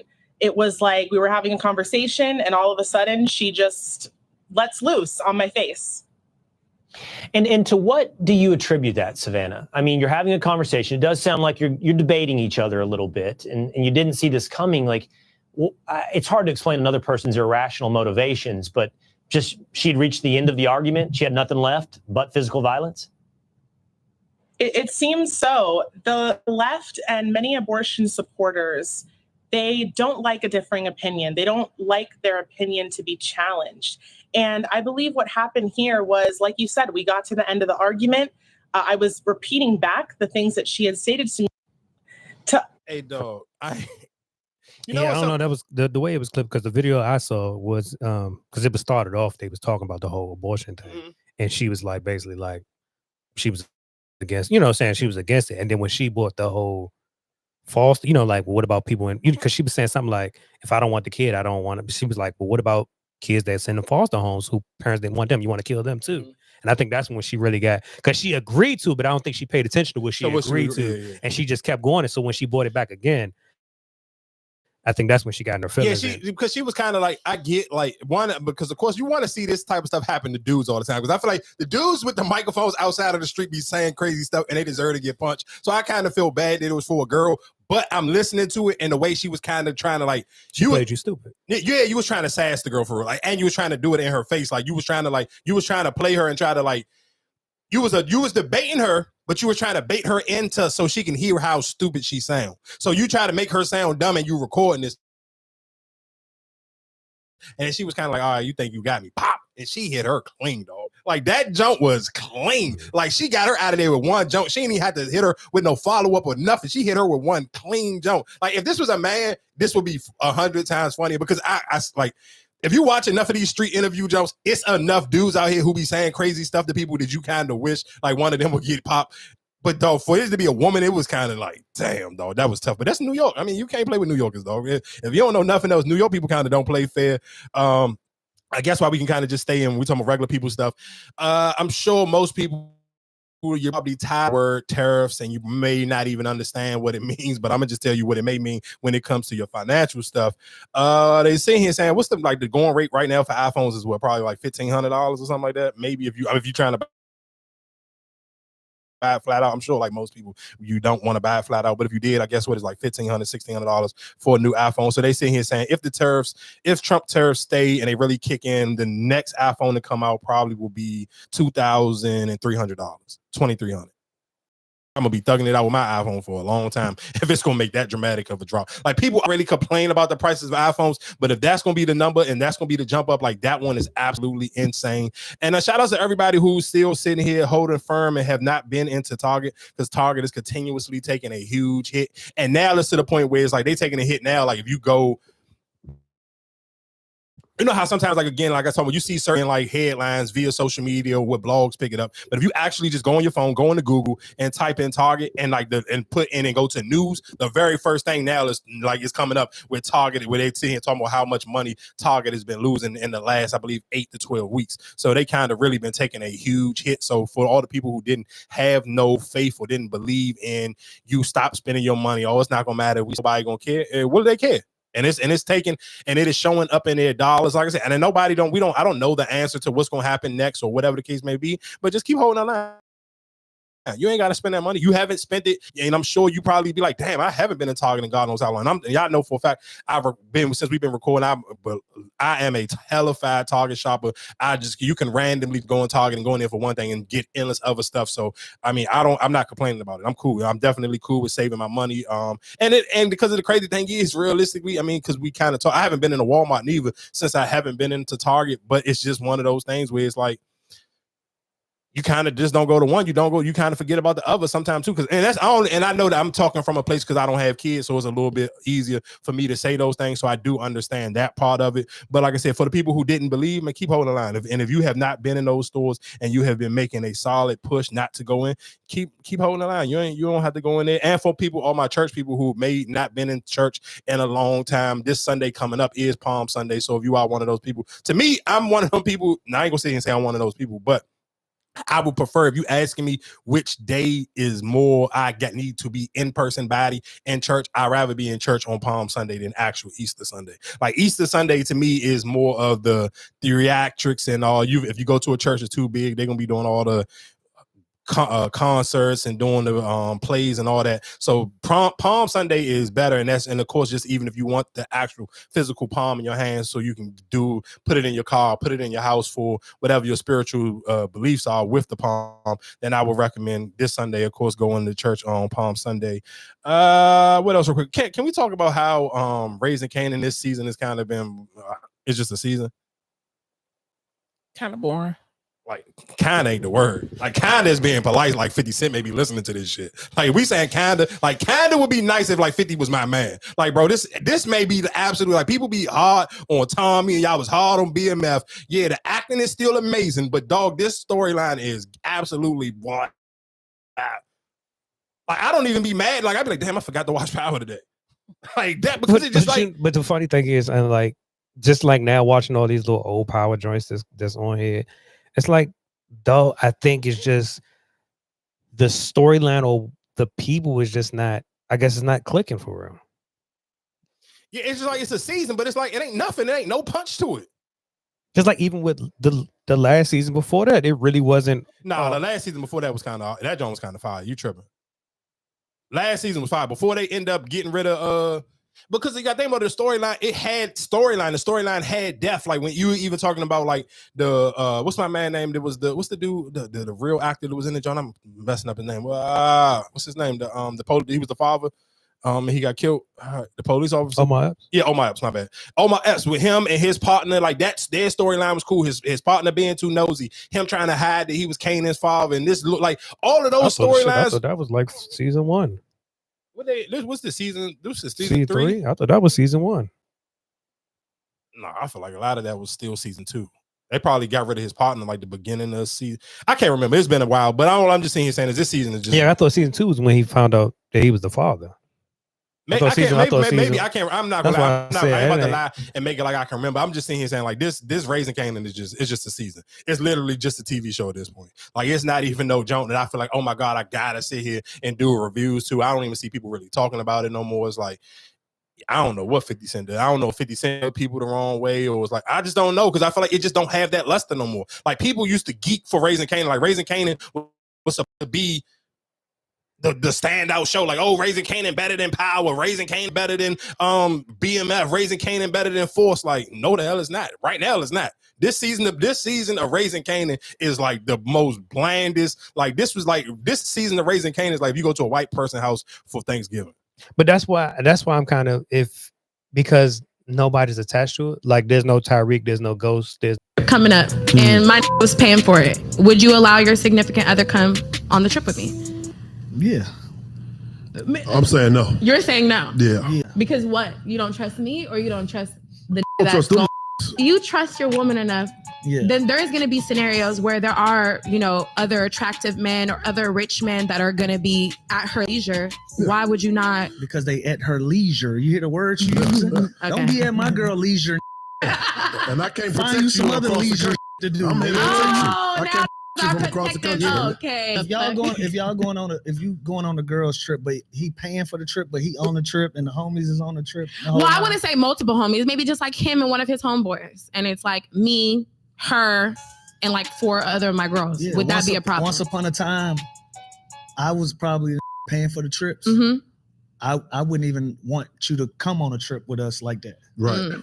I don't even. If your doesn't trust like the scenarios. Yeah, I don't even want that problem. On the flip side of it, if it's like him and his homie and he paying for the trip, I probably wouldn't be with it.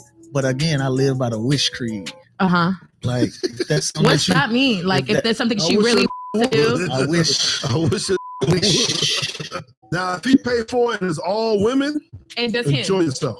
What if it's all women and just him? Enjoy yourself. Okay. But with him and his friends, and nah. I can respect that. Yeah, nah.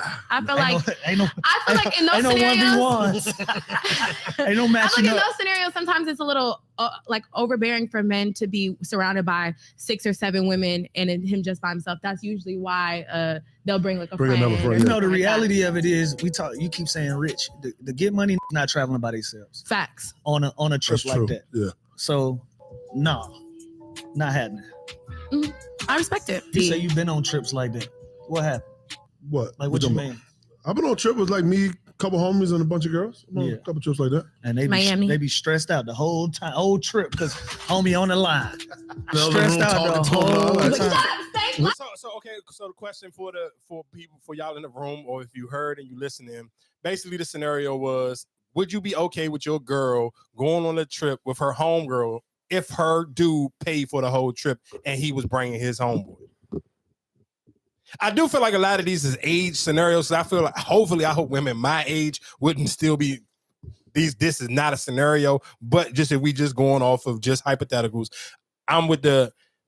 Yeah, I'm cool. No, it's not happening. I'm not for that one. Like what? Like because that is that's a flex where it's like, and if you, I mean, I guess realistically, of course for Lou Will and them it's a little bit different because I do feel like you feel like if a woman with me, I ain't gonna say because Lou Will not an ugly nigga, but I think sometimes it's just if you know that your girl kind of like a little bit on the money hungry, materialistic type of thing, a nigga can kind of like hold on some big dick Willie stuff. Like I'm gonna pay for the whole trip.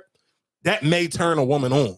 Like it depends on how her and her group of friends is moving. Where I can understand where it get a little lusty. Like it's like, I wouldn't be a fan of it. I'm cool. Like you couldn't do it. You couldn't be my girl going. I'm cool. Nah, nope. So if he paid for her and the friend, and it was just them, you be cool with it? Oh, what you saying? 1 dude and 2 girls? No. So say the girl boyfriend, right? My best friend, her boyfriend paid for a trip for us, just me and her to go. He didn't go. You be okay with that? Yeah, I'd be cool with it. I listen to what I'm saying. I couldn't complain. I be cool with it personally? No. But I couldn't say nothing. I just had to, I had to go. Unless I wanted to pay for the trip. Okay. Because you know that's how it is. Like you can't complain about something if you ain't about to do it. Like I can't be like, oh, no. If I'm not about to pay, are you gonna pay for the trip then, nigga? Are you trying to send me here? If I ain't trying to come out of pocket and pay for that trip, then I kind of ain't got no choice but to let you do your thing. Because you can't give it no push. You can't even give it no pushback unless you willing to pay for the trip. So it's like you just kind of got to shut up with it. I do want to play this clip of Bow Wow. Bow Wow was on Funky Friday with Cam Newton, and he was giving Sierra her credit. And I do kind of think, I'm not a woman, so I don't know what's the disconnect with Sierra. Because I feel like people lust over Sierra, but I don't think people give Sierra the flowers like when Bow Wow was just giving her flowers. Ask a woman this question: what would you be more? Oh, I'm a fucking idiot. I was about to play the wrong clip. That's why I hate when somebody got too many clips going around. My bad. I was about to play something completely different. Where the Bow Wow Joan at? Bow Wow's. Don't let me forget to get the Boston Richie out of this. Mad at me. Damn, where the fuck is the Bow Wow Joan at? I gotta find that one, but I'll come back to it. But anyway, Bow Wow was basically giving Sierra her flowers and basically sitting here saying that that he felt like the Sierra should be able to co-headline the Millennial Tour with her. Like he felt like the Sierra got enough hits and people don't give Sierra the flowers that she actually deserved, but Sierra actually Sex with another woman. To Kiss Tyra Banks on my own show, bro. Hello. Bad bitches like. Damn, how the fuck he ain't got that? He ain't got that on his regular page. All right, well I can't find it. But he was basically sitting here saying that he felt like Sierra should co-headline the Millennial Tour with him. I totally agree with him. He said that it could be if he could have his own perfect Millennial Tour, it would be him, Sierra, and Chris Brown. I do feel like Sierra got enough hits. I feel like to be, if I'm being honest, with everybody who's on that Millennial Tour right now, I feel like Sierra got bigger hits than everybody on that tour outside of Bow Wow. And even when I was watching this interview of Bow Wow and Cam Newton, I did feel like you kind of don't be real like you really I think because I don't even know why people joke on Bow Wow so much, but people just do. But you kind of really don't like if you break down Bow Wow's career in different sections, almost like they was kind of doing it like the LeBron stint where he did this. This is his first time in Cleveland. He did this in Miami. Did this in the second time, and he did this in LA. And Bow Wow got those type of stints even when it comes to like hit records for his career and TV shows and movies and everything that he done. Where it's like people don't give Bow Wow enough credit and really listening to. But Bow Wow's kind of still like Tyreek too, right? Like you still don't get past the little Bow Wow. It's not like we don't give Bow Wow credit for what he's recently put out. We still giving him credit for what he did in the past, right? I think I do think that is it, and I do think Bow Wow is one of those people when it's kind of like kind of tying into the original conversation that we had when sometimes when you're just going off of because we live in an era of streams and numbers. I think a lot of people attach success to just your streaming number. So let's sit here and say, yeah, Bow Wow may not be a great streamer, but Bow Wow can still sell the hell out of some hard ticket sales. Like I think this is what their third or fourth version of the Millennial Tour now. So that's kind of like he proving like, and he's selling, and they doing these jumps in arenas, like decent size arenas. Like if they're not doing it at the basketball stadium, they doing it at a jump maybe 5,000 smaller. So if the Capital One can hold 17,000, they doing it at a jump that can hold 10, still be able to sell 10,000 tickets. It's still a lot of tickets, dog. Where it's somebody who may stream way more than Bow Wow and they can't sell 10,000 tickets. Because I think the people who's actually going to those shows are our age. Yeah, so and those are the people who aren't lit, but that's what I'm sitting here saying though. So it will be hard, like on social media, it's easy to discredit Bow Wow if there's no Millennial Tour. So even when he was going into details with like with the Millennial Tour would help him out so much because now there's so many people recording him in real time and they tagging him in videos or whatever the case may be, or people are making, getting ready videos with me, or I'm on my way to the Millennial Tour and this, that, and the third, and people are expressing their experiences and they reliving out their childhood at these concerts. I do think, of course, I don't think the Millennials Tour has the same luster as it did the first time because maybe they just doing them too often and some of those people are repeated. So it would they probably do realistically, if they do it again after this year, you probably do need to do a huge revamp because it's like you need to add some other people with like, oh, I got to see them because the Plies and the Rick Ross, like I ain't really geeking to see Plies and Rick Ross on a Millennial Tour where if it was Bow Wow and Sierra or if it was Bow Wow, Sierra and Chris Brown, like that hit a lot more where it's like Bow Wow kind of relying on is like him and Omarion, and they kind of like all in the same situation where it's like. But I think that's why I think they can keep doing it if you keep making different intervals or different versions of it. And it's like you said, okay, Bow Wow is still the main person. Yeah, for sure. But then, all right, 1 year I had T.I. and Yin Yang Twin. You know what I'm saying? Like, as long as you have different, I think people will still. Yeah, of course. Yeah, you got to switch. You got to switch. So I mean, like I said, I don't think it will be. I mean, because what's the difference between Bobby Brown and New Edition? You know what I'm saying? Like, what's the difference between them doing it? But I think none of them don't make it. Like, they've been doing this. With the Millennial Tour, they kind of like making this like a yearly thing. I think you have to kind of either, again, do what you just said, have to swap out a lot of people and have to swap out some of those other people that feel like they big names. Like, you eventually going to have to swap out Omarion and then replace Omarion with like a Sierra. Or replace them or pray like even you got Trey Songz on it. Like, bro, Trey Songz ain't even like who thinking about Trey Songz. Like, you don't get it twisted. I seen this what I'm saying. People, I seen endless people make videos and to Trey Songz pop. Like, that's how I know he's on the tour. I've seen endless people tag Trey Songz in videos on TikTok, Instagram, Twitter, all of that. So that's how I know he on it. Like, I ain't been to the show, but I've seen people posting Trey Songz pops every time. But that's just my part. I still don't think Trey Songz is a hard enough ticket sale because if that's the case, Trey Songz would have been on tour by himself. That's all I'm just saying. Like, Sierra is somebody where it's like, but that's okay, what I'm saying. That kind of makes makes sense. But I don't think nobody can just go on tour by themselves. You got to have somebody else with you. It's not just a solo act. I don't think, especially if you're not putting out music. So that's why like I said, if you're not putting out music, I agree. So I'm saying, so Trey still can pull people in there. He's still it's still Trey Songz. Women still want him. Women still want to see him. Even he's still doing club hosting. People still come out. For sure. Yeah, but the crazy thing, I think Trey Songz is just to the point where I'm with you. He's cool to be like a filler or opening act, but Trey Songz ain't no headliner no more. I don't think he ever was a headliner. It's R&B. I don't think nobody's like a solo headliner for an R&B artist. Nobody's just gonna come see me. You can't say SZA is a headliner. SZA's not an R&B. That's pop. Nigga, that's not R&B. That's not R&B. Ari Lennox could headline her own. It's not a arena tour, but she could headline a Fillmore. Not you right. You saying the Fillmore? The Fillmore, that's nothing. You can't say it's nothing. It's something. It's just not an arena. Like, right, but that's what I'm saying. That's an R&B setting. That's what I'm saying. Something like that. Yes, Trey Songz can do that. That's what I'm saying. For a small setting, yes, you can do that.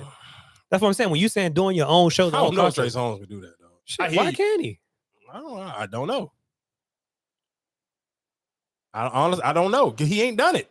Like Trey, let's be clear. Trey Songz is one of the people who kind of just be like, you see him in pictures at clubs, but Trey Songz ain't somebody that we kind of be like, I don't know, dog. Like he ain't one of them people that I feel like just be really rocking and rolling and moving around where you really be thinking about Trey Songz. I'm gonna play this other clip that he was having with Young Bird. Ask a woman this question. What would you be more mad at? Me having sex with another woman or providing for another woman? Right. You know where they going. Which one? Providing. Right? Yeah. It's like when you ask that question, it's like, hold on. Are you mad at that I'm fucking her? Or are you mad that I'm providing for her? And it's like, don't ever give a girl a Chanel bag. Don't ever pay for a girl rent. Don't ever pay for a girl car note. But that has nothing to do with fucking. Like, we're gonna have this big boy conversation. Okay, babes, now you're trying to get all the motherfucking rights, exclusive rights of me. But this is the nipple twister for them. What are you bringing to the table? When you're not faithful is when you like taking care of another woman at the same level or providing the same things that you provide to your main woman. Faithful to me is more so like everything that a woman put on a contract in front of us when she wanted from us. Protector, provider, security, a best friend, and all this other shit. When they say that, it don't say nothing about your dick not being or with no. You know what's so crazy? Because I did see people in the comment section kind of going on Young Bird. They was going on Young Bird more than they was going on Cam Newton, and it kind of was one asking, when do I guess some of these conversations get tired? Do you feel like people kind of even tying it into the Bernice thing? Do you think at a certain age these conversations should just be a dub? Like they should kind of just go on deaf ears? Because I kind of wondered that sometimes, because I was even thinking about just like when we talk about like relationship podcasts or people who just make relationship clips and you kind of try to make them all one size fit all. Because I do think realistically they never all one size fit all, because I think everybody's scenarios is completely different. And I think the older you get, you date. Like, I'm not gonna lie to you, I tried to do the try to date somebody who was celibate, and it just kind of the reason why for me it can't work, because it's like you can't not want to bend on the celibacy thing and you still want a man to show up in the complete wave like you was blowing his socks off. Like that to me kind of just like, bro, how do you think that work? Like, how would you want me to show up to the point where you sitting here saying you want me to date for marriage? Like dating, like I'm trying to get married, because you basically sitting here saying you're saving yourself until you get married, but you want me to show up at the full capacity and you ain't giving up no cheeks, no, you ain't trying to give up no head or no nothing. Like, bro, you asking for like, she asking to make sure that you actually really love her. Huh? What are you saying? You want the only thing that will keep you around is my sex. If I wasn't giving you the sex, the sex you got that much for me. Not that. Listen, what I'm saying. For me, sex would be that's almost like the it's the insurance almost to make it seem like I'm not getting work. Because somebody could like, let's be, and this could be just me having a little bit of. Please hurry up and sit down, because you. Okay. So I'm gonna read since Erica just came back in. So real quick, just so I was telling Marcus is, I think for even when we talk about dating, I think the older you get, even when we just talk about podcasting or whatever, I think because some of those topics get dry, but I think every relationship can be different. I was trying to date a woman and she was trying to really staying firm on the celibacy thing. She was like, she's been celibate for 2 years. She really wasn't trying to move on that. Like, she just felt like I was putting her in too many compromising positions where she felt like she was going to break her celibacy, and she wanted to stand firm on, I want to stay celibate until I'm married. But I'm like, you want niggas to show up at full capacity to date you for marriage, but it's like, bro, how do I do that with no fucking like, no, what's my security with that? So your sex is your security? If I'm putting in the work to try to get married, yes. Sex is not a security, because you can go out here and get sex from anybody. For sure. But so listen to what I'm saying. If you looking at it like that, then she can show up for you in other ways that'll make you more secure. What do you mean sex isn't everything? No, it's not everything, but it's a major part, especially if you want somebody to show up. But if she's taking care, if she's cooking and making you feel appreciative, like, you're not happy with that? I ain't gonna lie to you. If you asking me do I got to choose food or some cheeks, give me the cheeks, dog. I'm cool. Like you, because I'm just, when you talking about showing up, is like, think about you seeing saying, you gonna want like if you just we just talking about just dating in somebody in their 30s, 40s, whatever case may be, they may just again going back into this, if women having conversations and y'all talking about like, hey, I need to get my grass cut or whatever the case may be, and she's talking to a man that she's dealing with, she's kind of telling you that she wants you to kind of like step in. That's like when you having those conversations and people, especially women, and they throw out little scenarios that's going on in their everyday thing, they throwing it out there to see how you show up as a man for her. So yeah, cool, I can do all that, but you saying I'm basically gonna do all that and get no reward. But basically what you're saying is your only reward that she can give you is sex. Yes, nigga, I'm grown. I'm not no kid. Right. Kids look for things. Kids look for candy and treats. Like if you looking for somebody that you want to be with, somebody that you're going to marry, like sex, that after a while, that's going to stop. No, listen to what I'm saying. Of course. Let it stop after I already got it. Cool. I'm not listening to what I'm saying. I ain't listening. I'm not saying, I ain't sitting here saying you ain't got to be sexy red. You ain't got to be having sex 3 times a week and doing all this crazy freaky stuff. But I don't want to show up at my bet. You want me to basically bring my A game. So she just gave it to you once. You're fine. I ain't gonna say once, but like once a month. But it's but you knew what she was dealing with when you started talking to her. So if because I mean, let's be honest. Can we be real? Everybody, I feel like you kind of like you meet the woman at the right time. Everybody be like, "Oh, I'm celibate." I done it. I've actually been it, but that doesn't mean that I wasn't planning to bend on it ever. Like I'm not about to sit here and say entail marriage because who the fuck want to sit here and get married to somebody you never had sex with? Like what? But what I'm saying is, if she brung the better half out of you, like was she setting more goals for you and helping you out develop like with the podcast, like she investing all this into you, but she don't want to have sex. Okay, of course. If that was the case, if that was the scenario, I'm cool with that. You're absolutely right. But we live in the real world. It's 2025. 9 times out of 10, that ain't never gonna happen. So but that's what I'm saying. But you don't know that. I'm not. Listen to what I'm saying. I listen to what I'm saying. We talking about percentage wise. If that percentage of that happening is like Shaq at the fucking free throw line, it's very low percentage of that's how a woman is actually going to show up. So if you're not going out of that above and beyond to make me forget about sex, you're absolutely right. If this woman was sitting here saying, "Oh, I got this new software, let me show you how to edit your videos," whatever the case may be, this, that, and the third, or I found this other program. Like if you were doing stuff like that, you're absolutely right. I would be ignorant to sit here and only be looking for sex. But if you have never done nothing to make me feel like sex ain't the only thing I'm really got to look forward to, then how can I show up? You can't want me to show up as trying to be somebody's husband, and I ain't even seen nothing to be a husband towards. Then why are you dealing with her? Then that means you're not looking for wife material. Then that means you're not whoever you looking for is not wife material. Because when you meet somebody that's supposed to be a wife or a husband material, sex is a plus, but it's other things that you're looking for outside of sex. So you just looking to have sex. You're not looking for a wife. You just want to fuck. So then just be honest and say that's what it is. No, I agree, but I disagree. I'm looking for both.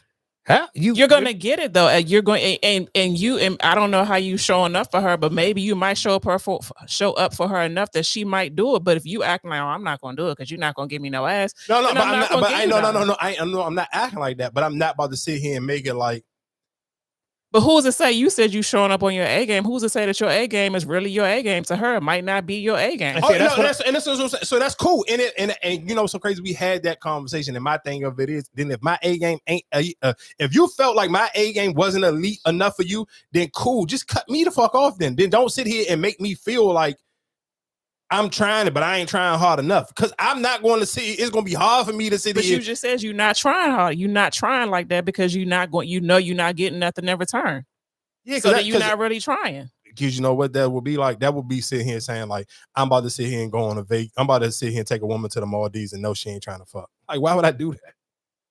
Well, why? But that's what I'm saying. But look what you're saying. If you wanted to go there for the experience, you're just saying I can't go there unless I'm fucking.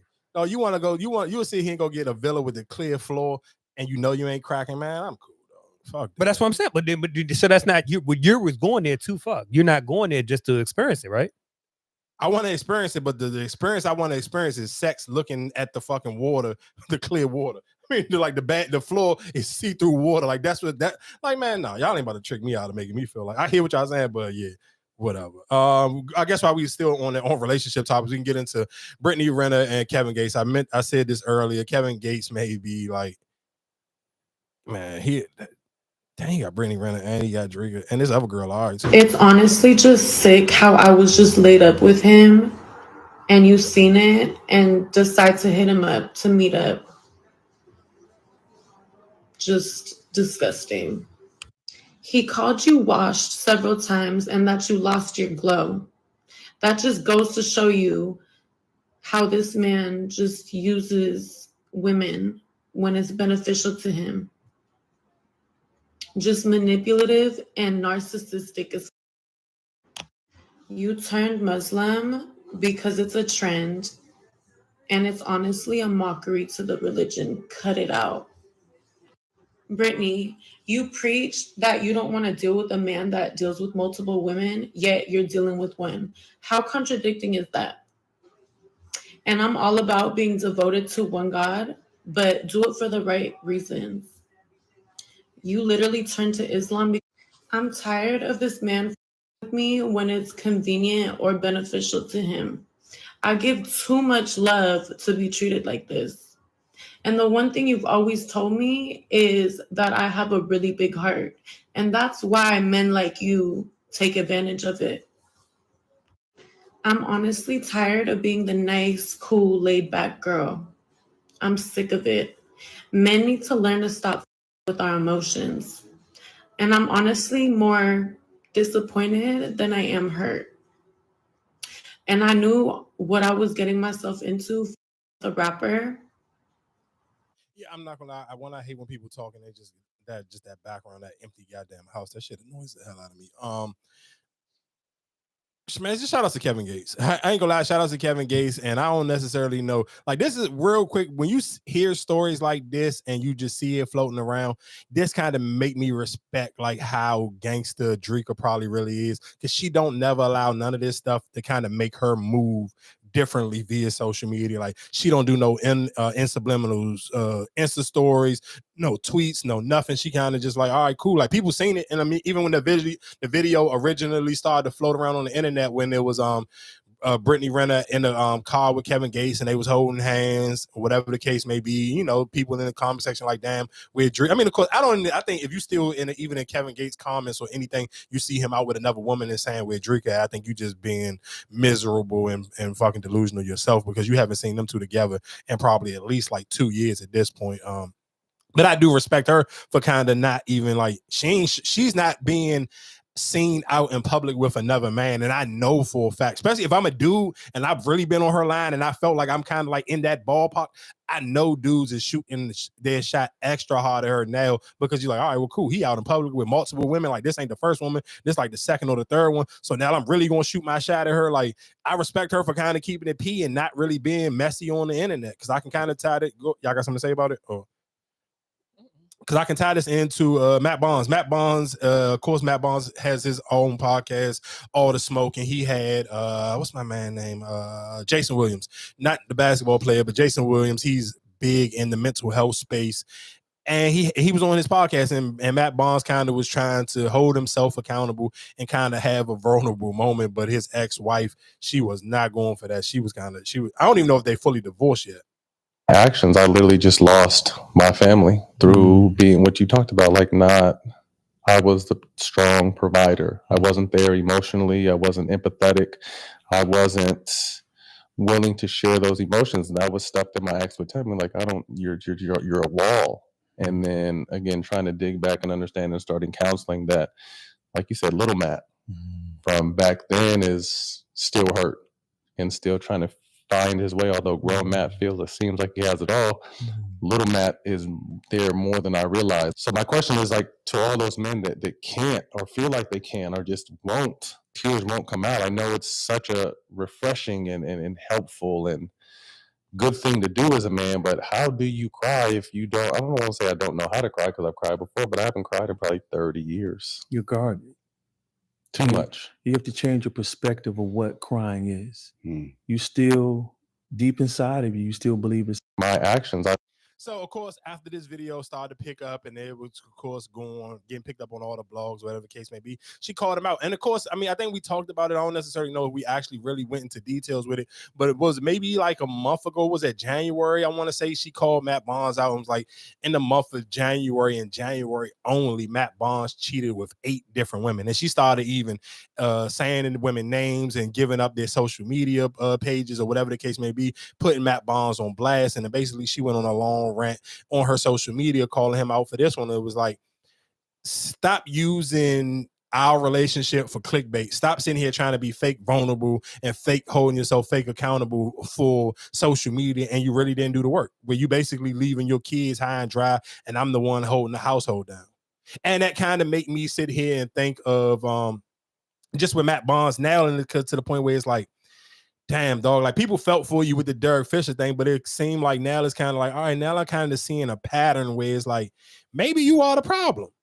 But that's why I say when you get in certain situations, I feel like we hear you and we feel for you, but then like I said, it's both sides to the story. And that's why I'm saying, even like you might preach on it and might say, oh well, yeah, I'm trying to be this man, I'm trying to be that man. Mm-hmm. But then turn around, you still doing the same fucked up shit. Because like you said, because they got kids, right? They just had babies, Yeah, they right? just had a baby, yep. And they ain't been married, what, 2, maybe? Yeah, not that long. Not that long. And then now you all of a sudden, you divorced, you separating, and you did all that. You said you did all that shit with Derek Fisher. It's like, all right, nigga, what the fuck? You might as well just be, Yeah, you might as well just stay single. Yeah, you should have stayed single. But again, that's why I said it seems like you, like, when now you're looking at Matt Barnes, like, all right, well, cool. Like, it's like, damn, you did all that with Derek Fisher. And maybe that's even why your kids kind of was still cool with Derek Fisher, because they, of course, his sons are a lot older, the ones with that situation, where it's kind of like maybe they even understand, like, all right, dad may not kind of really be right for real. Like, you kind of may really be like, it's hard for me to see here now. You putting all of these stories and you hearing them, it kind of seemed like Matt Barnes is kind of just like, and you probably should just stay single. Like you faking. Like sometimes those people who speak very well and very calm, they kind of be like pieces of shit when the camera cut off. And obviously, I mean, that's basically what she was saying. Like, stop you faking for the camera and you putting on a show for your podcast and for your Instagram clips, and your kids have to see this, and it's not real. Like you're not living in a real place. But I do want to kind of play this other clip to kind of go hand in hand with this this little relationship situation. If you were in a relationship with somebody for 4 years or longer and y'all didn't get married, I don't want you for real. You basically fulfilled a whole enlistment contract, a presidential term, if you will, and you have nothing to show for it? I get a year, maybe 2. Okay, you were really getting to know that person. But you're telling me that man was lying and cheating on you for 4 years before you realized, okay, I don't want to re-enlist. I can't support that decision making. I like quick thinkers. Plus, if you were with somebody for 4 more years, they have your heart. Come on. Most of the things that we do, you probably will have done with them. You're going to be having flashbacks. I can't handle that PTSD, okay? I'm not trained. I don't know what to do in those situations. I'm trying to get to know you. You're trying to forget your past. This is a losing battle. If I'm on a date and a girl goes, all my relationships have been long-term, that's one of the first questions I ask. How long is long? Long-term to me is like 6 months to 2 years. 3 to 4 years without a ring or mention of a ring, that's too damn long. You, my friend, were an active duty service member and you did your time. A couple days ago, I'm on a date with this girl. She told me her last relationship was 6 years. That's over half a decade. As soon as she said that shit, I got my phone underneath the table. I'm texting my girlfriend. I'm like, babe, what you doing tonight? Because I already knew that this was not going anywhere.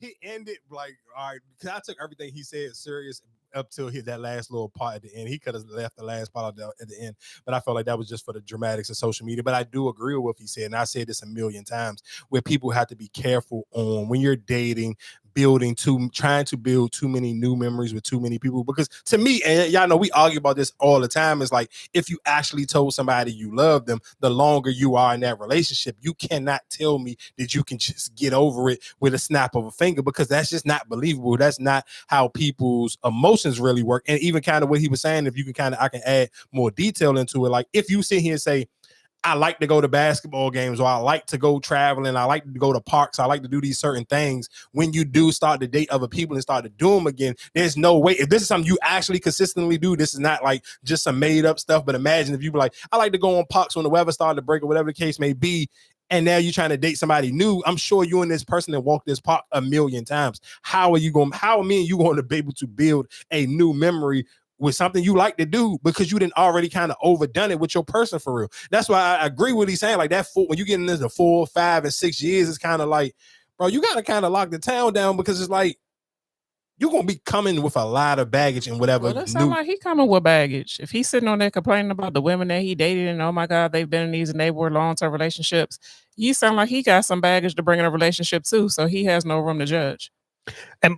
But okay, so when you like, even when you say that long-term wise, right? Mm-hmm. Say if you was dealing with somebody for 2 years, but then you still holding on, y'all ain't been together for 5 years. That person's still holding on, but you only deal with it for 2 years. You holding on to her longer than the relationship lasts. You saying you can't move on, you still in love with that person or whatever, you know what I'm saying? You still holding on to those memories, but they only lasted 2 years ago, and it was 5 years ago when y'all last was together. But you still holding on to that, you know what I'm saying, that hurt or whatever the case may be. That's why when he say the whole long term, like I think it's different situations though. Because like you said, how can you move on if you said you love somebody? But that's what I'm saying. But if y'all was only together for 2 years and y'all ain't been together in 3 years. Yeah, but that's different. That's why he didn't say 2. That's why he said 4 years and longer. But I'm saying, but if you was in a relationship with somebody for 2 years, right? Mm-hmm. That's a long-term relationship, right? Yeah, kind of. Not for real. Most real adults say your long-term relationship probably realistically is like, I'm gonna say 3 to 4 years or longer. Because 2 years, most adults really ain't gonna take that call that long-term, because you gotta think about it. For probably the first 6 months, y'all was still trying to figure each other out. And if both of y'all was kind of dating other people at the time, maybe y'all really ain't get super locked in and it was just y'all foot until the first year. If we just being honest, like how most people date nowadays. Like 2 years don't seem as crazy. Like 2 years, I feel like people have been in situations for long in 2 years. Like I'm sure there's people listening right now who've been in a situationship for 2 years before. Like 2 years don't really seem like, especially in this day and age, really don't seem like a long-term relationship. Like 4 years and longer, if we talking long-term relationship. Mm-hmm. So if somebody has a lot of long-term relationships, that's a red flag. Probably depend on how old they are. So if somebody had like 2 months, 6 months, their relationship is short. That's not a red flag. No, that's a red flag too. So then where's the common ground? What's the okay? See, that's what I was. I just think like the 2 year person. So you'll be okay with you kind of not wasting nobody's time, and you really ain't still. I'm not saying you couldn't have built no memories with them, but I think those memories, like, you ain't got a bunch of holidays. Cause think about it. If we talking about y'all really in love and y'all really are showing up for each other, because you talking about 4 years or 5 years, y'all thinking about marriage. You probably thinking about kids, so you're going above and beyond for each other through the holidays. Man, you talking about 5 Christmases, 5 Thanksgivings, 5 Valentine's Day, 5 birthdays. Like, you didn't spend a lot of major time with somebody, and the older you get, like, think about it. If you sit here saying, let's say if you 37, so and from 31, 32, 33, 34, 35, 36, you was in like a real relationship with somebody, y'all really was adulting together and figuring it out, and then you call it quits, bro. That you come on, let's be real. You ain't gonna be ready for no other relationship probably till like 41. At what age? You said what age? At 37. Okay. Because you're gonna need, if we being honest, you're gonna need if we talking about healthy moving on, you're gonna at least need a year. I'm gonna say a year, closer to 2 years, but a year, let's say a year and a half to really get over that relationship and figure yourself out again. Let's say you give yourself a year, and then now you that other little 6 month period, you're trying to get your sexy back. Man or woman, I feel like you're gonna eventually have to get yourself back to the point where I'm ready to date, and I'm trying to get my wardrobe right. I may be trying to get my physical a little bit tighter. All of those things where you kind of lost yourself a little bit in that relationship, and then that lost yourself where you may even went into a little spot where you was a little bit depressed. Okay. That's why the older you get, it's like, I don't necessarily know if you want to keep just like going from crazy to crazy. I will play this one last joint. I love this girl because she got this country accent, and I'm not gonna lie, this is one of those things where on social media, especially if you really be on, well, you send them all the time on TikTok, so you know exactly what rabbit hole she's talking about, where people just get on TikTok and just pour their hearts out, where I feel like they try to like overdo each other with the craziest stories. I don't know what type of struggle Olympics y'all are on this app training for, We still trying to process the 26-year-old with 6 kids. And now we got somebody else who entered the chat that's 32 with 7 children, currently pregnant. And she's somewhere living out of a hotel and splitting 1 pack of oodles and noodles between 8 people. I wish the resilient Jenkins never came on this app, because ever since they came on this app, now all of y'all struggling, down bad, pathetic excuses for parents are getting on this app and y'all are dry begging. Are you directly asking for money? No. But you putting these captions letting us know just how poor of choices that you're making. Oh, I'm 26 with 6 kids. I'm 32 with 7 kids living out of a hotel. You know what you're doing. You know what you're doing, right? You know how to draw the attention in for how bad what you got going on is. And you know that this app is full of a bunch of people who like to watch a train wreck. A bunch of people who like to feel superior to people who doing bad so it can make them feel better about what they got going on with their life. All right, so you get on here, you do your little dry begging, you try to get your views up, you try to hit that 10K so you can start getting them TikTok checks. And here's my word of advice, and I keep on saying it. If y'all gonna keep on building up these people, don't get mad when they show their true colors on who they really are. And I don't like the fact that y'all are trying to capitalize off of y'all kids at their expense, right? It's bad enough that you won't stop having them, but now you're trying to use them to make money off social media, and you don't care how it's going to affect them in their real life, right? You showing just how down bad y'all lifestyle is, as if your kids don't got to go to school and interact with other children. Yeah, y'all are some pathetic excuses for parents. You know what's so crazy? I never thought about that part. I honestly never thought about that until she just said that, where it's like, for people who do put their stories out there like that, kind of even we can tie that into the dude with the McDonald's thing. And you know, again, that's why sometimes we'd be like, sometimes I get mad at myself and be like, dog, you being lazy. But then sometimes it'd be like, because I don't run and jump to record to every story you hear. And then it'd be like, bro, some of these stories just be seeming so crazy. It'd be like, I don't necessarily know, like, and it was literally like this jump did like that would happen on Monday, because I felt like this was like something like right after we recorded, and then so that story came out, and I was kind of like, I don't know. And you let that story play out, and then the whole time it come to find out he really didn't he wasn't on a job interview. And that is still up in the air, because I seen whoever he was trying to do an interview with, he went to fill out an application, and then after he filled out the application, they called him in to do like a right there, like one of those little quick in-person interviews. So nobody don't know what the real story is, because that's why even I was listening to the Breakfast Club, and they were sitting here talking about it, and they were saying that's why GoFundMe hasn't gave everybody their money back yet, because they kind of really don't know how to respond to it, because it's like, he was lying, but was he really lying for real? Like, nobody don't know the real story, because it's kind of like a he say, she say thing. Even though however you feel about it, if you feel like he in the wrong or he wasn't in the wrong, but it's like nobody don't know the real story. So it's kind of like, for people who don't know what I'm talking about, of course, it was the gentleman who left his 3 kids in a McDonald's play area. One was 10, one was 6, and the other one was 1 year old. And shout out to Antonio Brown. Like, we give Antonio Brown a lot of hell on this show. Well, at least I do. I will definitely show him some respect for raising that GoFundMe. He got that joint up there like 80 bands. And he even kind of clueless. Like, he like, bro, I don't know. I don't want to sit here and cancel the jump, because nobody don't know what the real story is.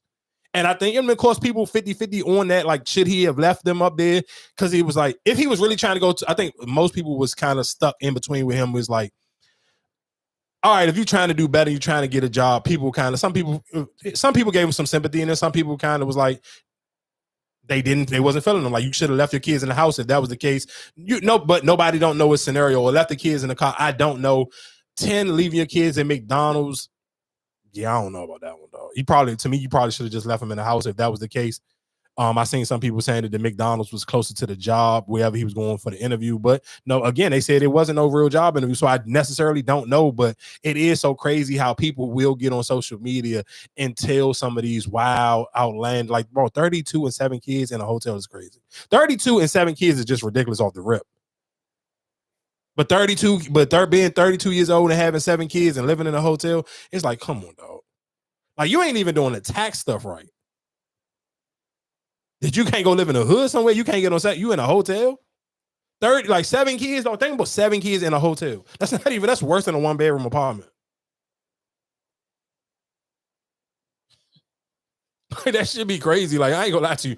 People be OD on the social media, and they be real. I'm with her though. They do be on there kind of like dry bagging because you kind of know that people gonna feel sorry for you. People always will support a pity party.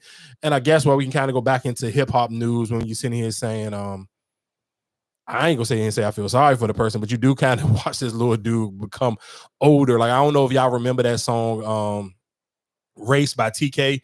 TK. What the fuck is this little nigga name? It is TK, right? This 24-year-old rapper is on trial because prosecutors allege that he's guilty of capital M, but his attorneys are saying that there's more to the story. I'm not a lawyer, but let me catch you up on the TK trial. His name is Tamor McIntyre, also known as rapper TK, and according to prosecutors back in 2017, when TK was 16 years old, he booked a photo shoot with a 20-year-old photographer named Mark Saldivar. TK, who was in the car with 3 other people, go to Mark's mom's house to pick him up. Now, because this will be important later, I need to tell you where everybody was sitting in the car. Prosecutors say, hold on real quick, dog. Just think about it, though. He literally already been in jail for 8 years. No, that's a long, I swear to God. Sometimes you got to really sit here and be like, and you have to, I mean, of course, I'm talking to older people, but if it's any younger people listening and sometimes you just thinking about doing something absolutely stupid that you're going to regret later on, though, just think about how long that is. Like, though, and he literally, he did all of this and didn't even get to, like, for that song to blow up as big as that song did, you didn't even get to, like, you didn't even get to reap none of the benefits of that. Like, you just literally put out a hot song for no reason.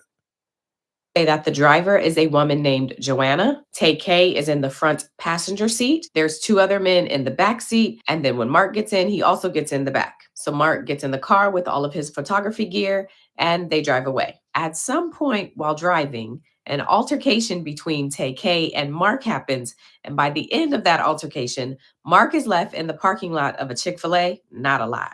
Here are some clips from the state's opening statement to give you a little bit more detail as to what they say happened that day. When they were at this intersection, an altercation began at that point.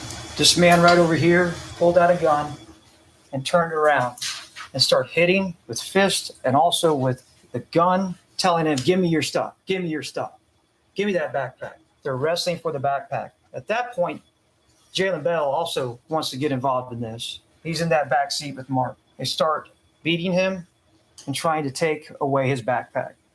His passion is in that backpack. His photography, his career. TK gets that backpack away from him. Jalen Bell is still hitting and kicking and pushing Mark. They're at a stoplight. There are people parked around them at that stoplight, witnessing what's going on. Because this happened at 5 o'clock on a Sunday. At some point, Mark gets kicked out of the car. They won't let him back in the car. What he loved is in that car, his camera. He knows the light's about to turn green. He runs to the front. He jumps on the hood. Joanna Reyes is driving that vehicle. The light turns green. They drive through that stoplight. It's a Sunday afternoon. Right across the street, there's a Chick-fil-A. Chick-fil-A is closed on Sundays. They pull into that Chick-fil-A parking lot. She slams on the brakes. Mark sort of stands up. Looks like he's stomping on the windshield, but then that car jerks and he falls. You'll see that passenger door open up, the front passenger door open up. Where this man over here was sitting with that gun. He leans out, he shoots Mark. He falls to the ground. The car reverses and takes off from the scene. You'll see several people run up and try to help Mark. He dies in that parking lot that day. As TK and his friends drive off. They don't go to the cops, they run away. But that's not the end of the story, because that car was found less than a mile away, abandoned at a Mexican food restaurant. Doesn't end there. TK and Jalen take off. They run. They get out of town. Jalen is caught in Dallas. Tamor is caught in New Jersey. That's what we will bring to you, and evidence will show that Tamor McIntyre committed capital murder on April 23rd, 2017. Now, the defense, on the other hand, says that this story is not so cut and dry. The first thing they highlight is that the people who are going to be pointing the finger at TK for this incident are either bystanders who really couldn't see what was going on, or it's going to be the other people who were in the car that day. And those people, according to the defense, are really just accomplices who have to say that TK did this, because if they don't, the finger could be pointed at them. There's no dispute that Mark was killed. There's no dispute that he was shot. There's no dispute that there was an altercation in that car. But virtually everything else that the prosecution has laid out for you is going to be told to you through either people who are making a wild guess, the bystanders, for example, or it's going to come from people who were in the car. And the state paid to get that information, not with money, not with the normal kind of a transaction, but with something that is the most valuable thing, their freedom. What exactly caused there to be a fight in this car and who that fight was with is all going to come from people that were occupants of the vehicle who have a vested interest in making sure that it doesn't land back on them. The defense also brings up self-defense, noting that everyone agrees that Mark is the one who jumped on the hood of the car and was subsequently struck by a bullet. But what seems to be consistently accepted is that Mark Anthony Saldivar got out of the vehicle, proceeded to argue with the occupants of the vehicle while inside, and then jumped onto the hood of the car and began stomping the windshield of that car. And you'll see the windshield of that car caved in. And it is in that context that gunshots are fired. It is in that context that Mr. Saldivar loses his life. We talked yesterday about self-defense. We talked about defensive property. We talked about provoking the difficulty. So fundamentally, I want you to keep those principles in the back of your head. Now, the state's going to try and maintain that the reason why Mark Anthony Saldivar didn't walk away is because his camera equipment was inside. But you'll hear testimony from one of the cooperating co-defendants, one of the accomplices, that the photo shoot that he just described had been called off and that they were just giving this guy a ride. Any evidence that you do hear about a camera, about a backpack, about property of Mr. Saldivar being taken is going to come from these cooperators. There's no camera recovered in this case. There's not going to be an Exhibit 15, the camera of the deceased. You're not going to see money taken out of the deceased's wallet. The fact that those objects even exist is something that has to be speculated and guessed upon. And then ultimately, the only place you're going to hear it as evidence is from these accomplices. So fundamentally, the state can't prove that this was not a justified homicide. The state cannot prove that Mr. McIntyre was the shooter in this controversy. The state can't prove. I ain't gonna lie to you, listening to that was just starting to piss me off because I can only imagine if I was the brother or father or mother of the victim, bro, that would make me want to just crash out because this is like, I mean, of course, none of them was in, nobody else was in the car. They absolutely right. The way the story is being told is by the other people who was in the car, people who was watching from afar. But it kind of just, when you listen to that, it's just like, damn, dog, like you just painting it, like you trying to call it for self-defense. And this, man, like, what? Like you sitting here because he said you basically sitting here trying to say it's self-defense because he kicked out the glass. Like, Mo, that's crazy. I'm not gonna lie. Where's the girl at? I don't know. If she, I'm not even really following the trial. And I was kind of even thinking that, like, I mean, I don't know if it's how much it's costing them or what the case, but I was like, bro, you might as well just, you had a hit. I mean, of course, nobody wants to spend the rest of their life in jail, but you might as well eat this, bro. Because even if you beat it, capital murder, like, yeah, I mean, he could get it definitely. I think if this was in Texas, I'm sure they will fry him up. But yeah, I don't know, dog. I don't know. Just listening to it, it kind of just, it made me a little frustrated where I ain't even want to hit to the end of it, but it was just kind of like, man, I don't even know. Hats off to people who actually be going to sit in the courtroom and hear some of this stuff because I don't know how they do it. Because I ain't gonna lie to you, I definitely wouldn't do it. There's no way in hell I will be able to sit through and listen to that. What else was going on? Other news. Hold on. Take you on a trip. Pay a fucking bill. Pay a bill. Would you date? Niggas be so quick to let me take you on a trip. Let me take you on a trip. Pay a fucking bill. Pay a bill. Pay a goddamn bill. Always begging. Damn. Can we get on the phone? No, get on the phone with billing. Don't talk to me. Talk to billing. Well, them bills be kicking y'all ass, huh? They get mean when they broke. That's why you can't date broke women, man. They get mean when they broke. What they tell men, if you broke, then you shouldn't be dating. If you're broke, then you shouldn't be dating. You're going to be all right, baby. Just do some overtime. It's the same way that y'all say cooking and cleaning is wife duties, paying bills, being a provider, that's husband duties. It's a dirty game.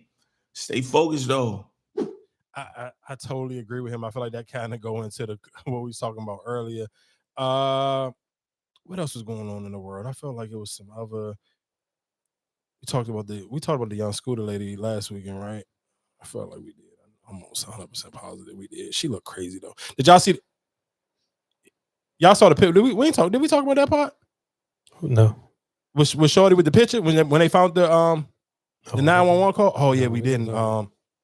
Oh yeah, so of course, for people who don't know or who you didn't see it, I'm sure you had to see the picture by now because that picture started to go viral. Of the lady who called 911 on young scooter, and basically it was a false report. So she did get arrested for, I forgot what the charge is, but it was basically making a false police report. So I'm sure I believe in Georgia, that do kind of come with some real time. I believe I want to say it comes up with, I think they said up to 8 years. So again, rest in peace to young scooter. But just the difference on how she looked without the makeup was absolutely ridiculous, though. Like there's no way on God's green. And I remember when it was a clip maybe like a month ago or 3 or 4 weeks ago, whatever it was, and it was a clip of Jessie Wu when she was sitting here saying, oh, broke dudes be wanting to sit here and they only want to see what you look like in your natural states because they broke and they can't afford to get your hair and your nails and whatever. I was like, all that stuff done.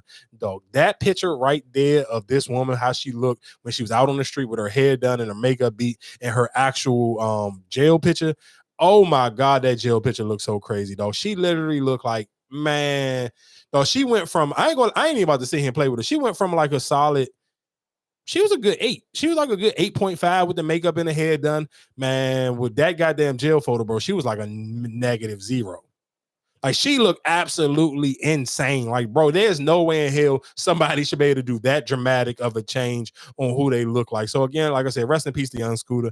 I'm sure a lot of people probably than you a little bit over the story. And that's the only thing sometimes about certain stories that get overblown and overdone because they didn't play the clips on all the socials and everything. So I don't feel like I gotta even play the clip of the actual 911 call, but yeah, she was foul, and I hope they should. I don't even know. There should be no reason why they don't find her guilty off the rip. But real quick, it's a picture floating around on social media, and it is a YN Mount Rushmore. Basically, for rappers, they trying to say the most influential rappers for the younger generation, and of course, people wasn't feeling it because on the Mount Rushmore, y'all know Mount Rushmore was 4 heads. It was Young Thug, Waka Flocka, NBA Youngboy, and Chief Keef. I don't know how the hell Waka Flocka got on it.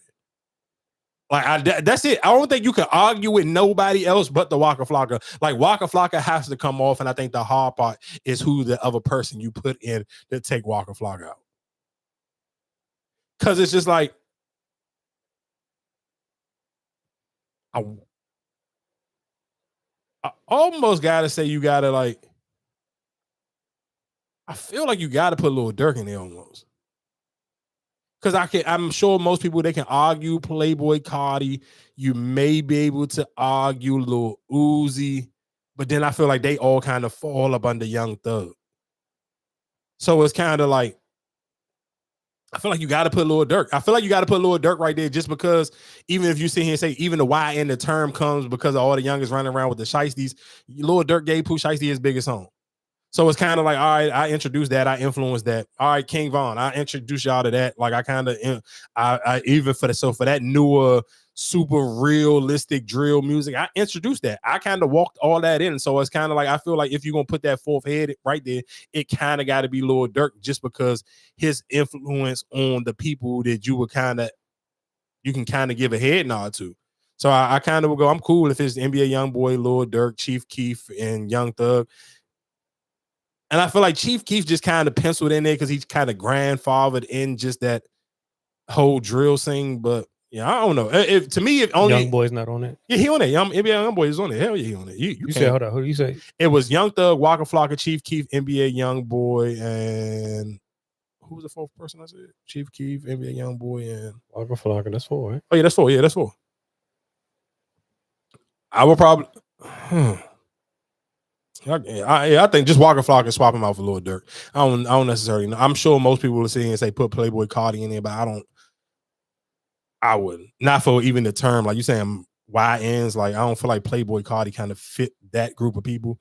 I do got a question for y'all because of course, Marcus, your oldest son's birthday just passed, and he wanted some shoes. So I said, show me the shoes. So he showed me some Jordans. But then my question was, I kind of was just like, damn, like because. How do kids nowadays, like when do you step in and kind of try to introduce your kid to find their own swag? Because I kind of was like, I mean, of course, I don't even, because I'm not a parent, so I don't get to interact with them on a day-to-day basis. I kind of just like, damn, how is like, what make you pick Jordans? Is Jordan still that influential even with the kids? Because it's like, oh. No, it's the same as when we was in school. You see other people with him. But do you tell your kids that Jordans kind of like ain't cool no more? I mean, how can you tell them you're not in school? Don't matter to you. I just was wondering. That just made me think like, damn, Michael Jordan still just got like a chokehold on the black community, and it's almost like damn near for like no reason. Like why? Like why the like? I mean, because he still make the basic colors. Yeah, and I felt like that's what it was. I felt like maybe just because the Jordan's still just the only shoe with the basic color scheme, but it was still just like some basic like red and black Johnson. And it was like he's so young, he don't even like. I'm like, bro, this is not even your size. Like he showed me up the shoe. I'm like, it's not your size, dog. Like we. No, it is, sir. Huh? It is. Not the shoe. When he showed it to me, it was a 16 when he poured it up. Oh, the shoe size was a 16? Yeah. Oh, well, he just showed you a picture. I didn't see it. It was a stock X John in the shoe. It was just a size 16. I'm like, nigga, you don't wear a 16. So yeah. You seen the shoe in his actual size? Oh, I don't know. I wasn't. Oh yeah. No, I didn't do the shoe when he poured it up, and he poured up two different Jones, and it just wasn't. That wasn't even like a shoe that Nike. I mean, they was shoes that probably came out before, but it was just like, you know how Jordans is. It's like, I don't know. It just made me think like, damn, it's just like even when we talking about like the Ja Morants and maybe that's just because I don't think that's what I'm saying. I mean, yes, for him, he don't. Like I said, I took him to the shoe store, and he picked up some. It was the Spit Ikes. But he thought those was the fours. And I was like, those are Spit Ikes. Those not the fours that you're talking about. But like I said, because he don't know shoes like that. Yeah, so that's why you see everybody, you see other people with them on. So you don't, like I said, he's not into shoes like that. That's why the reason why I bought it on the podcast. So that was my question. I know that. So that's what my thing is when is like, even I get that you not in school. But because I mean, we were different as just for me and you, we had our own sense of style and we kind of created our own space for what we thought was cool. But I'm asking you as a parent, like, do you feel like you should kind of step in and be like, I mean, even explain it to him a little bit to be like, bro, these kind of like, I get that you may see some of your friends with it, but this is not like, this shit ain't, to me, it's not swaggy. Like you kind of like, you too young for Jordans to still be the thing. Like that to me, because I mean, but a lot of kids will still wear them. Yeah, I'd rather him wear those than them bulky ass fucking whatever them shits that everybody. But this is my thing is I feel like those are only in Jordans is still a thing for kids who aren't doing nothing but playing the game. Because I feel like the kids who really actually like they play the game. But that's my point. And they have them on the game. But the kids who actually play sports ain't into Jordans. They are wearing the Sabrinas, they wearing the Jaws, they wearing the Anthony Edwards. They kind of, so it's kind of like you don't even get you don't need your own personality because you just see in school and you play the game. So it's kind of like I don't necessarily know because I mean, of course they kids, so they not outside. So you really not having a chance to kind of like build your own identity. And that was the thing that made me think of like, damn, how do you step in where it's like, because you're right, I'm not in school, but I still know that Jordans ain't really cool no more. I know that much. I know that ain't that. Yeah, people, listen what I'm saying. People was, of course, still buying because it's like motherfuckers who ain't going to sit here and tell their kid, like, nigga, you wasn't buying. Look, I'm going to tell you why it's not a thing. Because your personal style, you got style, you know how to dress. Your personal go-to shoe for a long time ain't been Jordans. No, but I still have a bunch of Jordans in there. That's what I'm saying. That's what I'm saying. There's still a shoe. There's still shoes. I got a lot of Jordan. I got more Jordans than I got other shoes. Yes, at that time, yes, when LeBron's, that's when I was buying my own sneakers. Yes, but Jordans is still a thing. Jordans don't go out. The patent leathers come out every year, different color. People still get the patent leathers. I mean, I guess now if he was getting some like that's what I'm saying, like the ones, like certain Jordans are still in. No matter what color they come out with, they still couple the ones, the fours, the you know what I'm saying. Like now, if he was, I think like if he was like the sevens or something different like that, I'd be like, why would you get those? But I'm saying, but it's still a popular Jordan silhouette shoe. I mean, like I said, that's why I just wanted to ask you. I didn't know it. That's why I was kind of just wondering, like, damn. That's like them Travis Scotts. Travis Scott's a Jordan. So that's what I'm saying. Those ones. That's a popular shoe. I guess. I mean, maybe like I said, maybe I don't know. I just not a fan of Jordan, so I kind of just I don't know.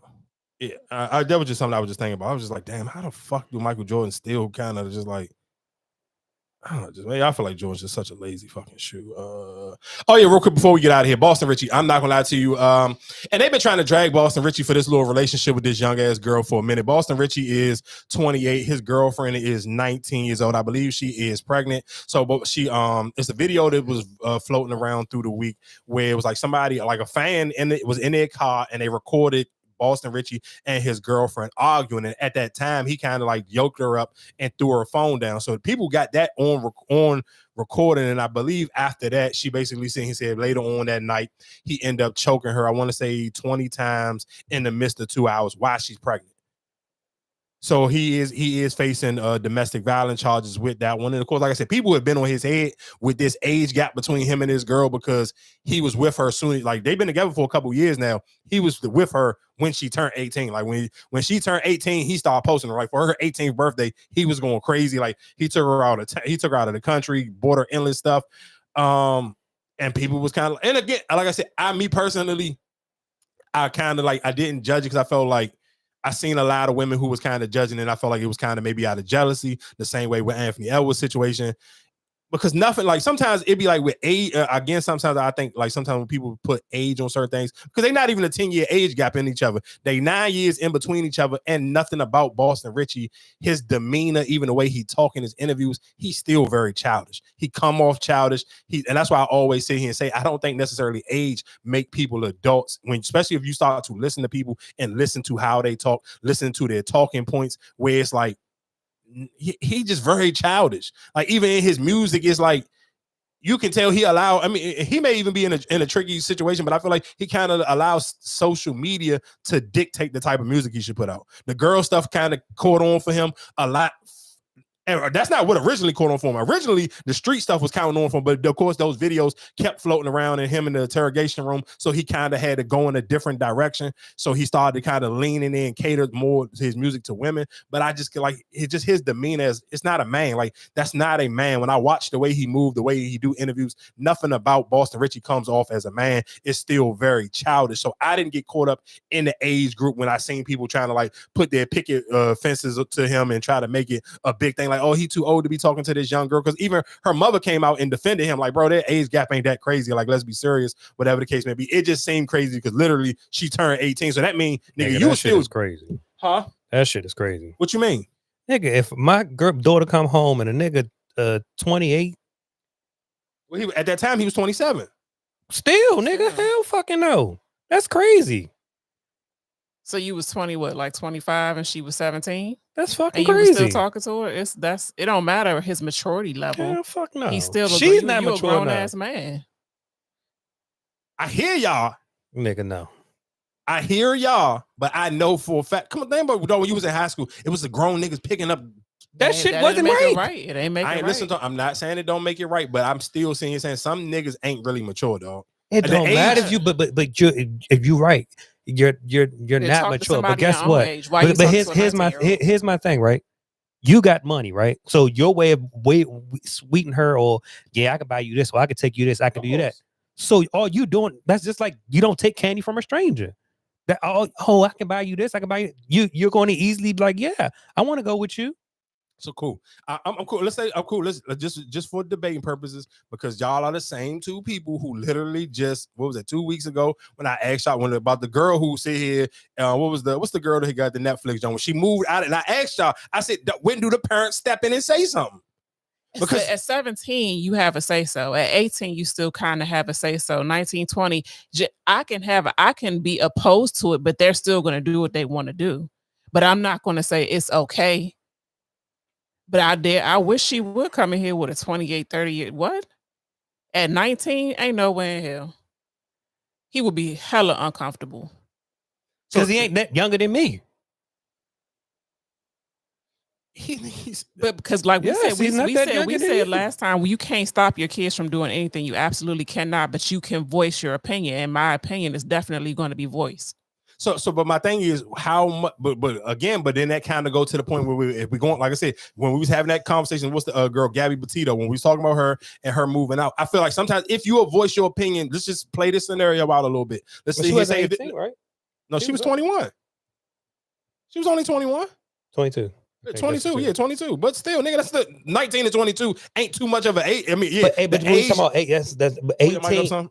18 and you're still in high school. So you talking about going to prom, you're going to prom with somebody that's 26, 27?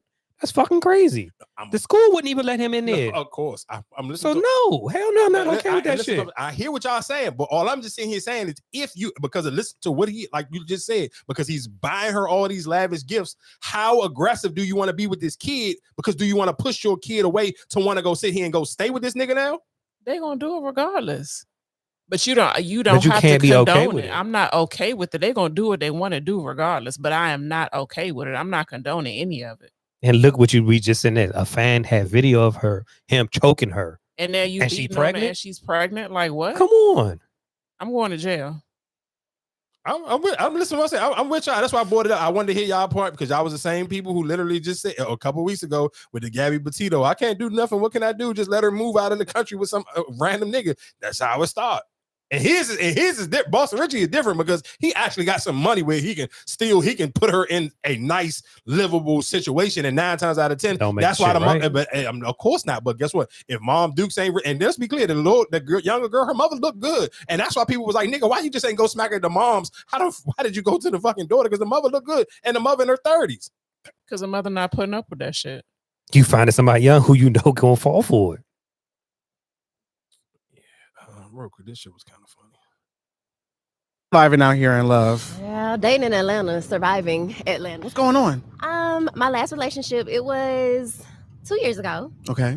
I found out he was gay. Oh. How you find out?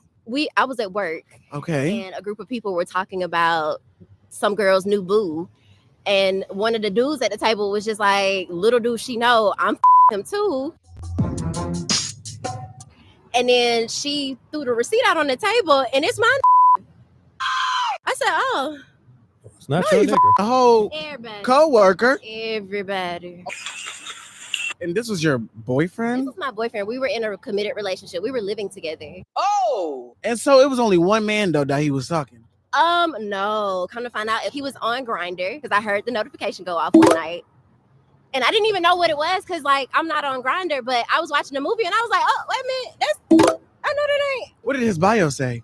Top or bottom? Do you know? You surviving out here in love. Yeah, he do the bending. I do that.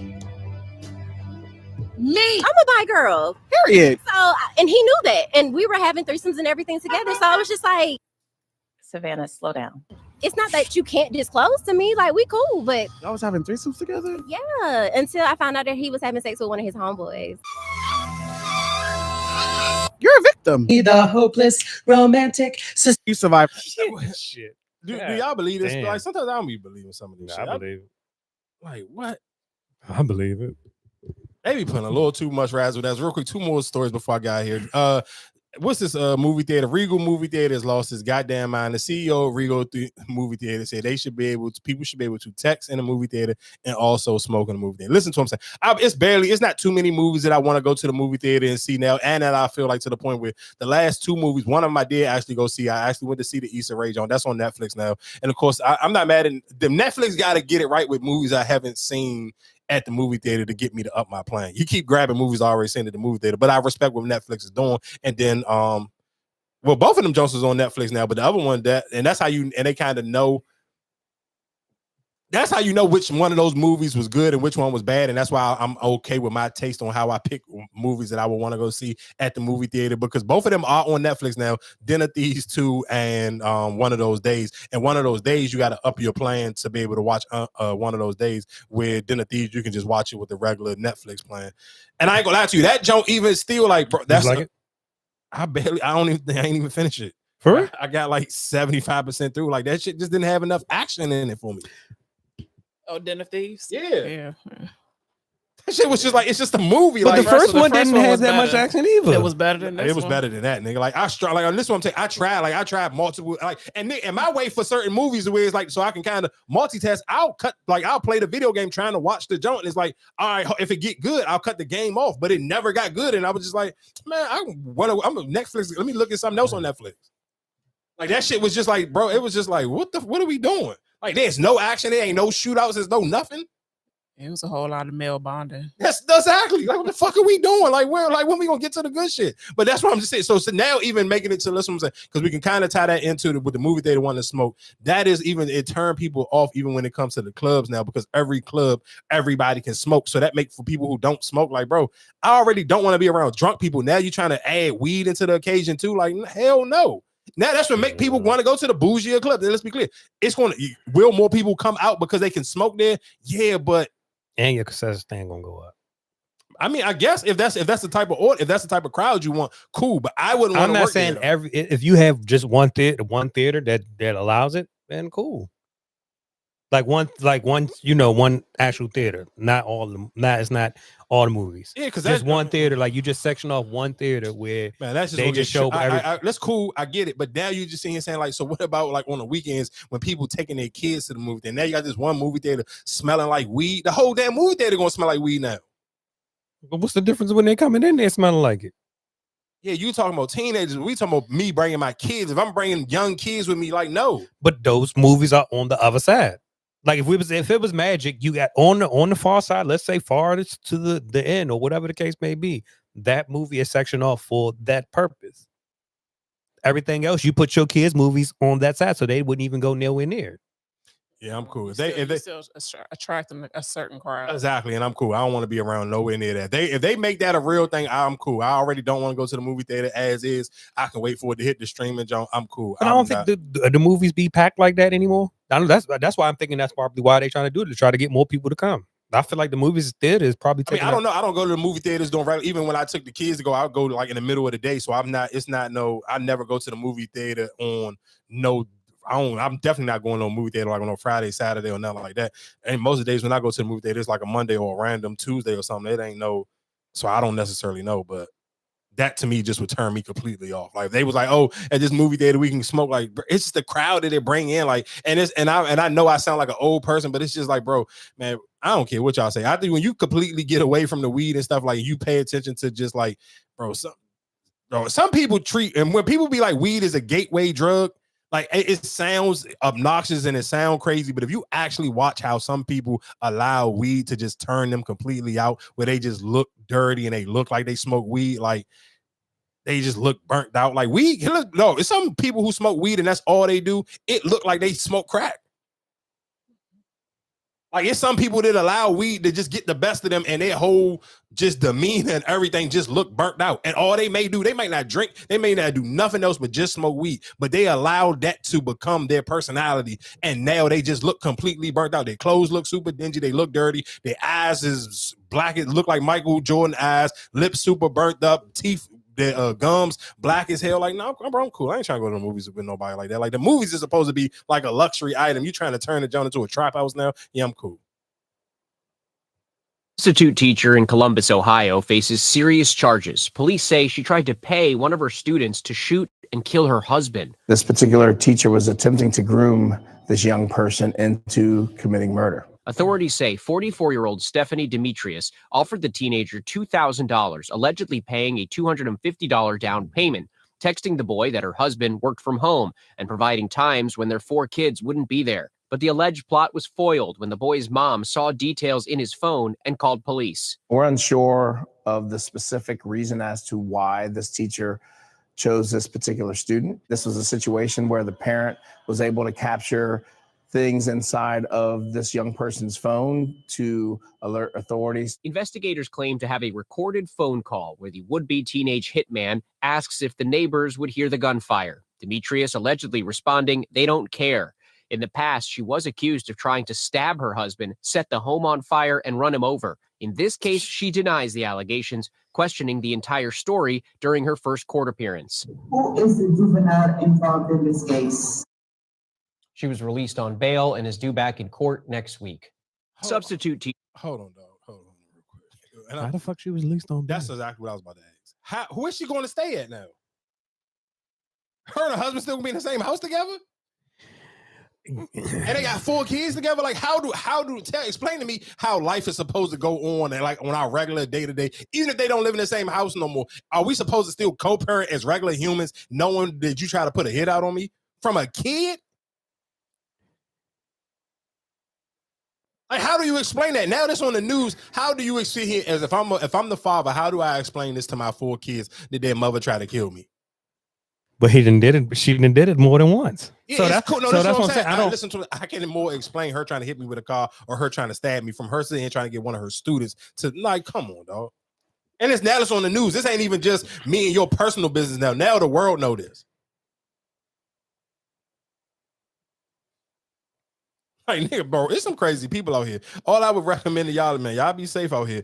And and real quick, and the last, I guess, Joan, is a lot of people had mixed feelings about all the people who was doing the protesting. It was a lot of people out across the world. I want to say one of the biggest videos I saw was in Boston, and they was out there, John, damn near looking like it was the Million Man March, and they were protesting Donald Trump. And of course, I mean, sometimes, and I seen people sitting here, a lot of black people was like, y'all should have just came out and vote. And just my only pushback to black people and just my realistic of understanding just how the world is. I think a lot of those white people just want, I don't think a lot of, fuck white people. I don't even want to make it a race thing. I think a lot of people don't understand politics, period. And I think a lot of people just there are a lot of people who didn't go vote at all because even for Trump, his numbers dropped completely down compared to that 2020 John when it was him versus Biden. So let's not make it like just as many people came out. I think a lot of people set out, and I think a lot of people kind of thought that he was going to make things different, and now they learning the hard way. I've been telling y'all that before leading up to the John. I told y'all it's going to be a rude awakening, and I think it's just so funny that the rude awakening, it wasn't just a black people thing. And I think even for some of those white people who may actually really did go out and vote for Trump, I think a lot of them are learning the hard way where it's not just it's not going to just be hard for Spanish people and black people. It's going to be hard for all of us because all of us go buy groceries from the same place. Like the eggs ain't going to be cheap just in this white neighborhood. No, they're going to be high here and they're going to be high there. You're going to lose these same jobs that we going to lose. And most of y'all got more jobs than we do. So if it's a big layoff, guess who's going to be the person who get laid off the more? It's going to be y'all. And they kind of feeling it just the same way as some black people do. So they was out protesting. And I'm not mad. I seen endless people on social media like that's what they get. They should have went out and voted. I think a lot of y'all be believed just because it's social media and just because people are old. I'm telling you, it's a lot of people who don't understand politics. And so it's so easy for them to be manipulated. And I think a lot of people who say stuff like that, you think everybody's supposed to know the same thing. And I tell y'all this all the time. One reason why I respect white people, even when it comes to the Caitlin Clark shit, bro, they just riding for theirs. If more black people rode just for this, just because people tell you, because, hey, this our skin folk, let's just ride. We gonna ride and figure it out later. That's what they do. That's why I don't be mad at them because they just gonna ride regardless. If it go into whatever their little group chat is or whatever their little dark websites and this is the shit that they gonna ride for, that's just what they pick and choose and they ride either right, wrong, or indifferent. And now it's burning them, it's kicking them in their ass. So now they trying to figure it out, and that's why I was so many people out there protesting. But I'm not mad at them for just because they guess what they do what black people don't do. They just get in line and just fall in line. Black people be wondering, I don't know if I want to do that. I ain't trying to boycott Target. I ain't trying to sit here and vote for that black. She a half a nigga. She ain't really black. Like that be y'all are the only motherfuckers who want to always give some type of pushback. That's why I always tell y'all one thing I will respect. Two groups of people I respect. Muslims because they super strict on their deen and they really are disciplined, and white people because they just get in line and do what the fuck the other white people say do. It ain't no pushback. They'll push back later after it probably just is really kicking them in the ass like this Trump shit really kicking them in the ass now. How's that working out for them? It ain't, but still, I respect they for them getting in line. But it's not working out for them. But guess what? No, listen to what I'm saying. It's cool, it's not. But just imagine if all black people just got in line with the Target shit the way white people just got in line for Trump. You'll go past every Target parking lot and it'll be empty. Because let's be clear, it still be niggas in Target. People will still make their little one-off videos like, hey guys, don't judge me. I had to skip the line. That's my point. Because niggas is gonna always sit here and try to just be niggas and go up and be like they gonna break the code. Man, I respect white people for not breaking the code. They just don't break the code. I respect that shit. Sometimes you gotta break the code. Sometimes you have to. Maybe not all the time, but black people do it too much. Do they? Yes. Or do they question why? You should have we don't have to follow the leader. Everybody can make their own decisions and do how they want to do. Why do I have to follow behind this person because they say this? Why can't I ask questions? It's not nothing wrong with asking questions, but Cory Booker just did that shit. He did whatever he did for 25 hours. Niggas like, oh, what happened when he did it? Like, niggas ain't even want to give him a round of applause. We don't know shit about politics. I don't know why he did it, but you could at least clap for the nigga. I can't stand nowhere and not have to pee for 24 hours. Nigga, I could barely record this motherfucking podcast for 3 hours and not have to piss. That nigga stood in a room and talked for 25 hours without pissing, dog. Like, niggas can't even give his bladder a round of applause if you don't want to clap for nothing else, bro. Niggas to sit here and give Jamal Bryant hell. This man is trying his hardest to sit here and give black people some type of law and order. And niggas like, oh, well, he cheated on his wife. Who give a fuck? What do that got to do with what else we got going on right now? That be my point. Black people try too hard to always give some fucking form of pushback. Like, that's all they do, dog. Like, I don't give a fuck what it is. They'll push back on any fucking thing. If you don't stand for nothing, you fall for anything. Man, shout out to them white people, dog. I ain't mad at y'all. Them niggas look deep as shit on them fucking videos. I ain't gonna lie. Them videos, I was like, God damn, where the fuck did y'all find all these white people at? They was deep as shit in Boston for that goddamn rally. They was in Boston, and I seen the joint in New York. That New York joint looked like the fucking Giants won the goddamn, or the Yankees won the Super Bowl or something like that. Shit was crazy. Let me play this Terrence Howard joint because I ain't even click it to even see what he was talking about with Diddy. But when you give up your manhood, I've never seen somebody recover from it. That was all the people that went to the puffy parties. That was all the people that did all those things thinking that there was never going to be a consequence for what they were doing. Get punked out and pimped out by some greater desire. You shouldn't have a greater desire than being a man. So I believe that's a big problem with a lot of the actors out there because they get fluid. And next thing you know, once you go fluid, it's gone. You don't have any foundation to pull yourself back from. So maintain your man card, no matter what. Man, I mean, you know, one of the things you're seeing, you went to a whole different place. Sorry. No, I get it. So you see some guys struggling with that. You see Bieber struggling with that. You see some of these guys struggling with that. They can't get it out of their head. They can't get it out of their head. The things that they did, no matter how they did it, whether they were drunk or high or whatever. But when you give up your man card, you need therapy. And that's the thing that hurts them the most. And so they end up on drugs, end up every way to try and get rid of any principles there are. And that's what the business does. And the women that trade their bodies to go and get the role, they get to the point where they have their Oscar, they have their money, but they don't have their dream. They don't have the soul that they started with. So it's like achieving don't mean anything. If I get all the Nobel Prizes from doing all of this, but in the process, I have to trade out all of my integrity to do it so that they can stay in place, what benefit is that if I lose my integrity? You got to go in as a principal. And what we were brought in here as men. We produce 1,500 sperm per heartbeat for a reason, because the aggression is necessary. You don't trade that in, no matter what. I ain't gonna lie, that he kind of went off with that one. I kind of do agree with him, and that dude kind of was the one where he was saying that Diddy was trying to think that Diddy something for a role or something like that. I thought that's the part. Oh, it might be. Give up your man card. You need therapy, and that's the thing that hurts them the most. And so. What was the consequences when you said no? Puffy invited me for weeks, asking me to come and teach him how to, wanted me to be his acting coach for a while. Go there and he's sitting around just looking. I'm like, okay, what's the material you want to work on? He's just looking at me. Then next thing you know, okay, hey, will you help me? I want to hear your music. So I come over there and I play the music, and he's sitting there just looking at me, like waiting. Okay. So then my assistant was like, he wants to hang out with you next week. And I was like, for what? He's like, I think he's trying to fuck you. That's what my assistant said. And I was like, oh, okay. Now I get it. So now no more communication. Now you know to be hands off with somebody. A number of producers come in and make the approach, and you threaten to punch them in the mouth or threaten to knock their head off for talking to you or looking at you like you're a woman. When you approach a real man about his masculinity, what was the consequence? The real reaction back. It's a difference when a guy walks in a room and when a man walks into a room. And a man don't take the same things that a guy will accept. So always be the man in the room. And that's always been my whole thing, and have lost businesses because I don't bend over in that way. I don't compromise. I don't play gay roles. I don't kiss a man. I don't do that shit because the man card means everything.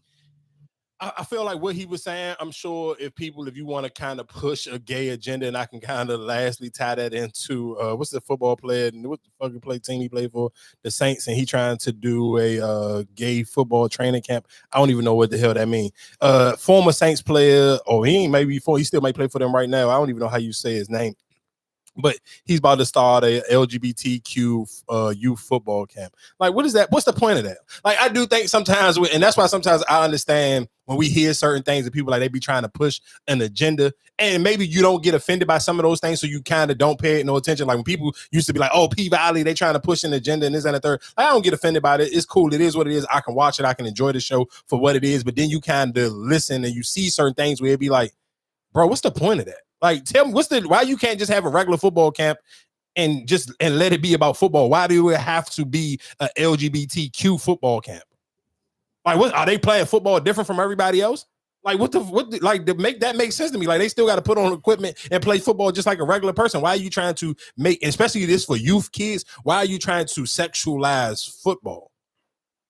Like, somebody had to explain that to me, because that doesn't make no sense to me. But again, going back into what he was just saying, I do agree with him, and I do think that is why so many musicians and so many actors end up getting strung out on drugs, because you're trying to escape from whatever your reality and things that you may have actually done to get where you are. And that kind of makes sense. Like, if you sit here and said I would never do something, and then you end up doing it, do you still appreciate the success, knowing that, man, I maybe had to suck a nigga cock to get right here? Yeah, I won all these Grammys, but I had to give a nigga a little necky neck. Like, come on. Like, who the fuck won an award? Like, how you gonna celebrate this award knowing you had to give up some Glock 3000 for that? Like, come on, dog. Like, shout out to Terrence Howard. I respect that. And I feel like people who will give him any pushback on that, you basically sit here saying you'll give a little hawk to it just to get where you need to go. So again, we here each and every Tuesday. Like, share, and subscribe. Tell a friend, another friend. If you're listening to this on the regular podcast app, I would appreciate you just going to YouTube channel and just drop a like and a comment or something, whatever the case may be, throughout the week. I appreciate it. Like, share, and subscribe. I'll holler at y'all next week.